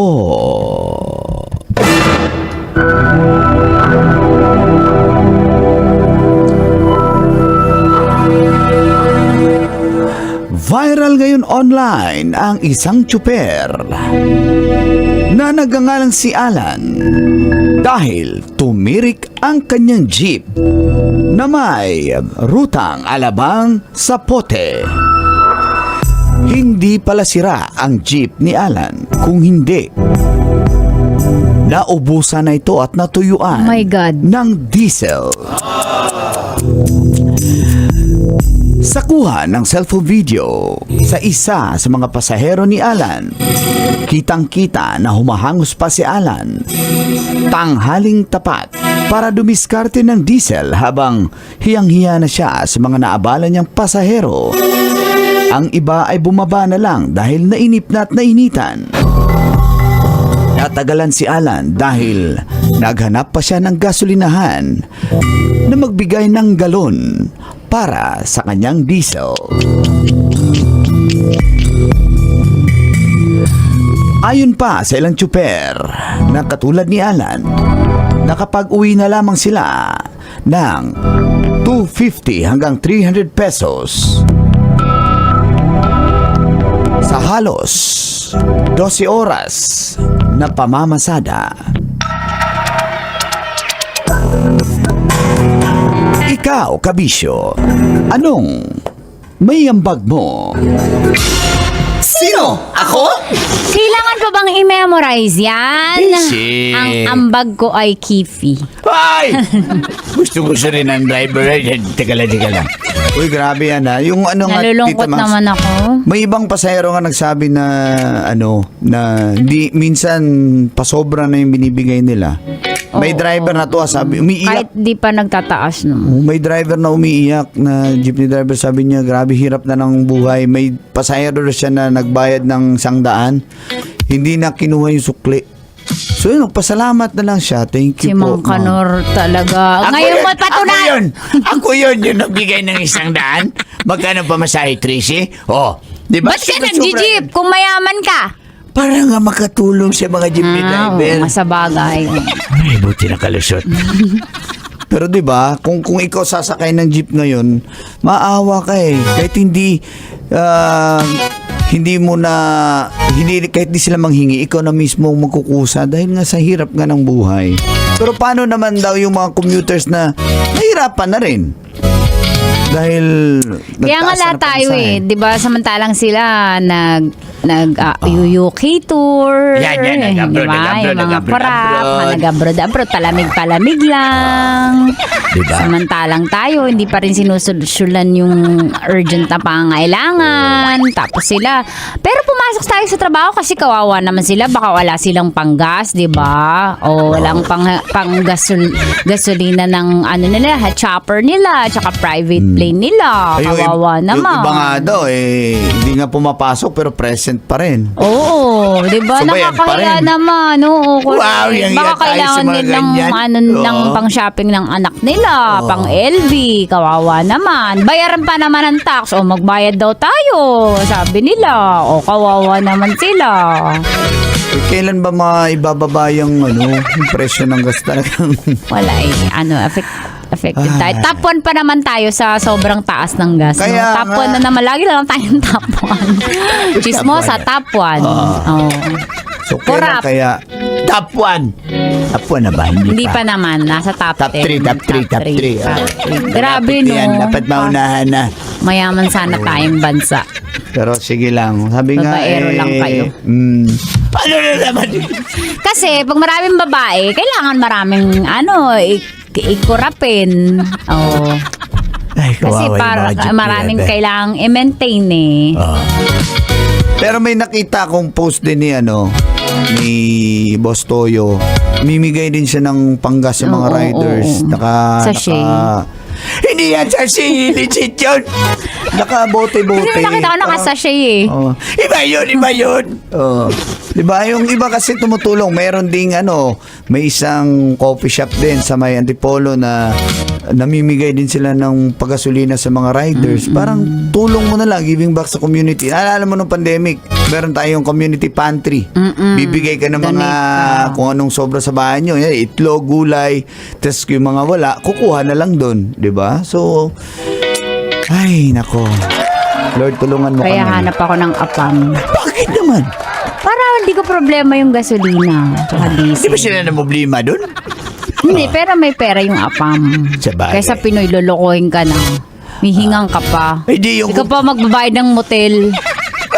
Aray ko! Diba? Ba't tumawa si paring Dudes? Nakarelate kasi si paring dudes. May mga Ay, taga nako. R&N Construction Team. Good morning. Papuntang Mexico, Pampanga.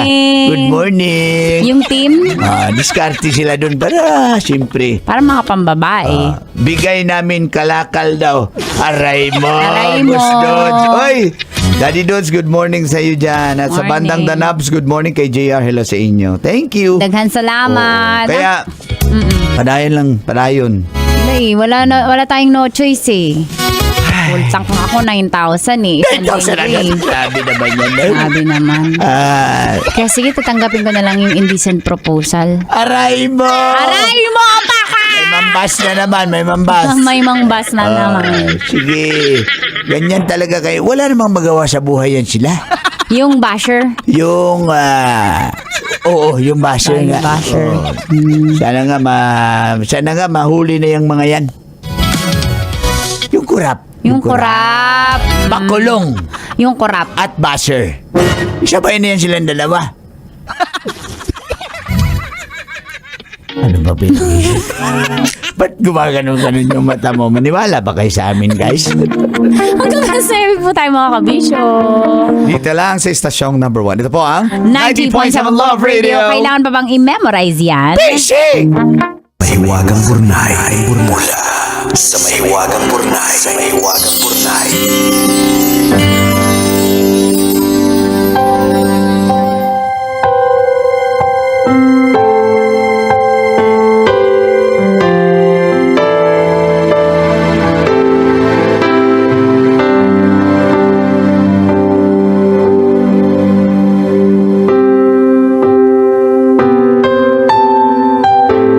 Dear Nicole and Diego, itago niyo na lang po ako sa pangalang Donna, 25 years old, at nagtatrabaho bilang isang program manager sa isang NGO dito sa Pasay. Sumulat ako kasi hindi ko alam kung ano ang gagawin ko. Baka sakaling mabigyan ninyo ako ng payo. Ganito po kasi. Mag-best friend kami ni Ramil, grade school pa lang kami. Nagsimula yon nang pareho kaming nag-audition para maging member ng choir. Hilig kasi namin ang pagkanta. Swerte naman at biniyayaan kami ng magandang boses. Mahaba ang pinagsamahan namin. Palagi kaming magkasama kapag may practice. Kapag may contest, kami din ang magkadikit. Sa simbahan, magkasama din kaming kumakanta. Ang tibay at ang lalim ng friendship namin talaga. Alam ko naman na simula pa lang, kaibigan lang talaga ang turing sa akin ni Ramil. Hindi magle-level up. Best friend lang talaga. Sana ganun din ako. Pero hindi kasi. Unti-unti akong nahulog sa kanya. Nagsimula akong mag-imagine ng mga eksena na may espesyal na namamagitan sa aming dalawa. Wala akong pinagsabihan ng tunay na nararamdaman ko. Tinago at kinipkip ko sa kaibuturan ng puso ko. Last week kinontak ako ni Ramil. Masayang masaya siya. Ikakasal na daw siya ngayong taon at hinihiling niya na ako ang kumanta sa kasal niya. Sa December pa naman yung kasal pero sinabihan niya ako na maaga para siguradong available ako at para mapaghandaan ko. Tambalan, parang may sibat na tumurok sa dibdib ko. Masakit. Eto na talaga yun eh. Tinuldukan na ng tadhana yung matagal ng pangarap ng puso ko. Nicole and Diego, umaasa si Ramil na papayag ako. Sino ba naman ang hindi? Mag-best friend kami for the past 15 years. Kaso parang hindi ko kayang itawid. Sa sobrang lungkot ko, baka naman pumiyok ako. Baka mapahugulgol ako habang kumakanta. Yung kasal niya baka magmukhang lamay. Paano ako kakanta kung may parang kung anong nakabara sa lalamunan ko? Ang problema, hindi ko naman maaaring ipaliwanag lahat kay Ramil ito. Ano pong gagawin ko at paano ko siya tatanggihan nang hindi naman siya nasasaktan? Paano ko hihindi nang hindi niya iniisip na binaliwala ko lang ang mahabang panahon ng pagkakaibigan namin? Salamat sa pagbasa ng sulat ko at hihintayin ko ang inyong payo. Ang inyong kumikinang na tagapakinig, Donna. Donna, kailangan pa bang i-memorize yan? Basic. Eh di kami na. Kami na ang wedding singer mo. Correct. Hello, kailangan namin ng racket ng December. Ano ba? Ito naman sabihin mo kay Ramil, sabi mo, Donna ganito. Hindi ko carry kasi baka maging emotional ako as your best friend. May irereto ko. Yan. Ayan. Oh, di Gusto mo ba? ng sample, Donna? Aha.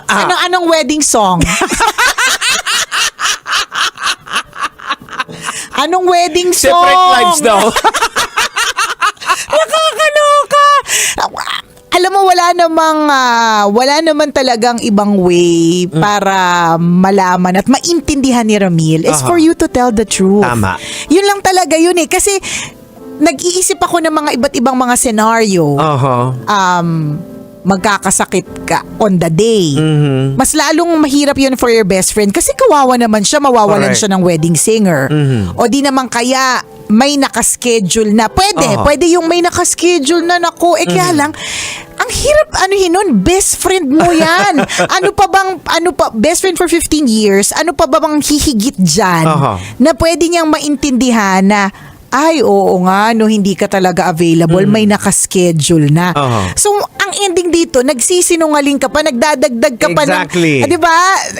Tinatago mo na nga yung feelings mo, nagsisinungaling ka pa, di ba? So, padagdag ng padagdag yung kasalanan or kung, yung bigat. Nagiging komplikado lahat. Correct. Na meron namang isang way na diretsuhin mo, Yan. medyo mabigat pero one time, big time lang. Correct. Tapos at magkakaroon ka ng peace of mind. At least nasabi hurt ka, mo, oo. pero magkakaroon ka ng peace of mind. Hindi ka na mag-iisip ng ano bang dadahilan ko, magsisinungaling ka pa. Yan, di ba? Yung Ayan. mga ganong klase mga eklavu. Oo.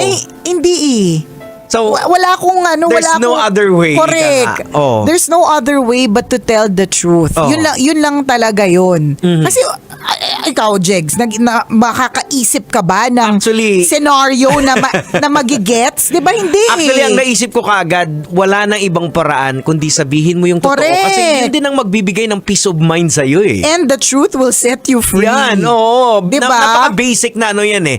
Yan ang problema kasi sa ating mga tao. Kung minsan to save shame, Yan. to save yung ano para maano natin yung feeling ng iba. Correct. Intindihin natin yung feelings niya, Oo. yung mga ganyan. So gagawa ka ng paraan na papasikot-sikot na Correct. nagiging komplikado na lahat hanggang sa dulo na wala na. Diba? Dami nang nadadamay. Ganun talaga yun eh. Kapag ka trinay mong takpan ng isang kasinungalingan, never ending siya. Oho. Kasi, ano siya eh, it's not the truth. So yun. Of course, para sa amin, ang dali lang namin sabihin. Sabihin mo na! 15 years mo siyang minahal, sabihin mo na! Diba? Ang dali-dali lang naman talaga sabihin namin yan. Totoo, it's easier said than done. Pero hindi ka naman siguro lalapit sa amin kung meron ka nang naisip na senaryo na pwedeng humindi ka kay Ramil. Actually, maraming pwedeng paraan, pwedeng maraming dahilan. Pero yun nga, hindi ka magkakaroon ng peace of mind. Correct. Magsisinungaling ka, magkakasala ka pa. Tama. Tsaka ang ending talaga dito, hindi siya convincing or ang ending talaga dito, wali. hindi siya maniniwala at magtatampo pa siya. Correct, ayan. Di ba magtatampo pa siya? And hopefully, dun, by telling the truth, hopefully hindi naman din malito si Ramil. Oo. Sana wala rin siyang feelings for you. Sana. Kasi I think wala naman. Kasi naisip niya na magpakasal sa iba kasi, eh. either kasi ang desisyon na gagawin mo, kung aaminin mo kay Ramil na may pagtingin ka, kaya hindi mo kaya, or i-deny mo, lalabas pa rin din yun eh. Marami pa rin yung marites. Bakit hindi kaya siya na siguro May baka- something. Yan! Meron sigurong past. Oo, Yan, diba? so hindi ka pa rin makakaiwas sa mga Correct. ganyan. Bakit wala yung best friend? Naku, ganito na mga Oo. chismisan ng mga anon. ng mga marites habang kumukuha ng lumpia dun sa buffet. Di ba ang eksena nila? Kaya naman pala, feeling ko kaya hindi naman nakarating yung Donna. Oo. Noon pa man, ramdam ko na. Oo, may may pagtingin something na. yan si Donna. Ang pag-alaman ko nga, muntik na daw. Di ba? So pati ngayon yung mga bisita, sa harip na ikaw lang yung involved, pati ngayon yung mga bisita, gumagawa na rin ng kasalanan kasi nagmamarites na. Di ba? Hindi mo maiiwasan at hindi mo matatakasan, matatakbuhan yung sitwasyon mo na meron ka ngayon. Kaya Correct might ka. as well, i-face mo na head on. One time, big time, masakit, hindi namin Totoo. sinasabi madali, mahirap, pero dahil nga best friend mo siya, pag best friend mo naman, open ka naman, Correct, di ba? So, yun talaga din kasi ang problema pag ang best friend is opposite sex. Yun talaga. Nagkakaroon talaga may possibility Oo. din talaga. Hindi naman daw lahat. Kasi kunyari, kami ni Chris Chuper, already kami mag-best friend. Pero 20 years kami together. Pero hindi kami nagkaroon ng parang pagtingin sa isa't isa. Doon ko na-realize na posible kasi talaga yun. Posible may mga ganun eh. Kaya lang, may mga katulad nitong si Donna na na-fall sa best Ayan. friend for 15 years, Ayan. 'di ba? Meron talaga eh. 'Di ba? Hindi masama yung nararamdaman mo na parang may nakabara sa lalamunan mo. Hindi normal yan lahat kasi mahal mo yung tao eh. Ang importante lang talaga dito is ipaintindi mo ng maigi sa kanya kung bakit. Sa tingin ko, Jegs, pwede rin naman siyang mag-start with baka hindi ako available. Pwede rin namang diretsuhin niya na pwedeng na ito turn down mo kasi hindi ko kaya, magiging emotional ako. Correct, ganon. Hindi ako makakanta. Oo. And then yung pwedeng reason, ganon. pwede mo pang withhold maybe soon. Yes, sabihin ganon. mo. Pwedeng ganon, Jegs. Parang hindi mo naman kailangang i-all out sabihin sa kanya. Oo. It's ideal though na para mas maintindihan niya. Kasi kaya lang malay mo naman yung Ramil, inisip ko kasi kung ako ay isang lalaki, hindi ako masyadong mausisa. 'Di ba? Kung babae ako at tinanggihan mo ko, uusisa ako Yan, eh. totoo. 'Di ba? Pero Ganon yung perspective ng lalaki. Oo, ganon eh. Pero nagtry akong maging lalaki kasi dati naman akong lalaki, 'di ba? Babaeng bakla nga ako eh, 'di ba? So pwede talaga yung sinabi mo, Jegs, eh. Yun din yung sabay natin naisip na pwedeng mong tanggihan kasi at ang atake mo is because I'll be too emotional. Hindi ko makakanta ng maigi yung mga kanta mo. Baka ako pa yung maging dahilan, baka mapasama o pumangit yung yung wedding mo and it's your important day, ganyan. So kasi magiging emotional ako. I-real talk mo correct, talaga. diba? At kasi yun naman talaga eh. Ganun Yun naman. yun naman yung sinabi mo sa amin. Babara yung lawa, yung lalamunan mo, lahat. Hindi ka makakanta na maigi, iiyak ka, di ba? Magiging emotional ka. That's it. Yun naman yun. And kung POV ito ng lalaki na hindi naman marites at hindi naman mausisa, hindi naman yan si... Madali nang maintindihan feeling yan. Feeling ko madaling intindihan na, oo nga no. O sige. Ayan. Ganon, di ba? Pero kung babae yan, if it was the other way around, ako yan, ganito yun. Ganon. Ayan. Ang halaga-halaga nitong araw na to. Hindi ka man lang magte-train. Ganon. Ano yung Yun 15 sasabihin years?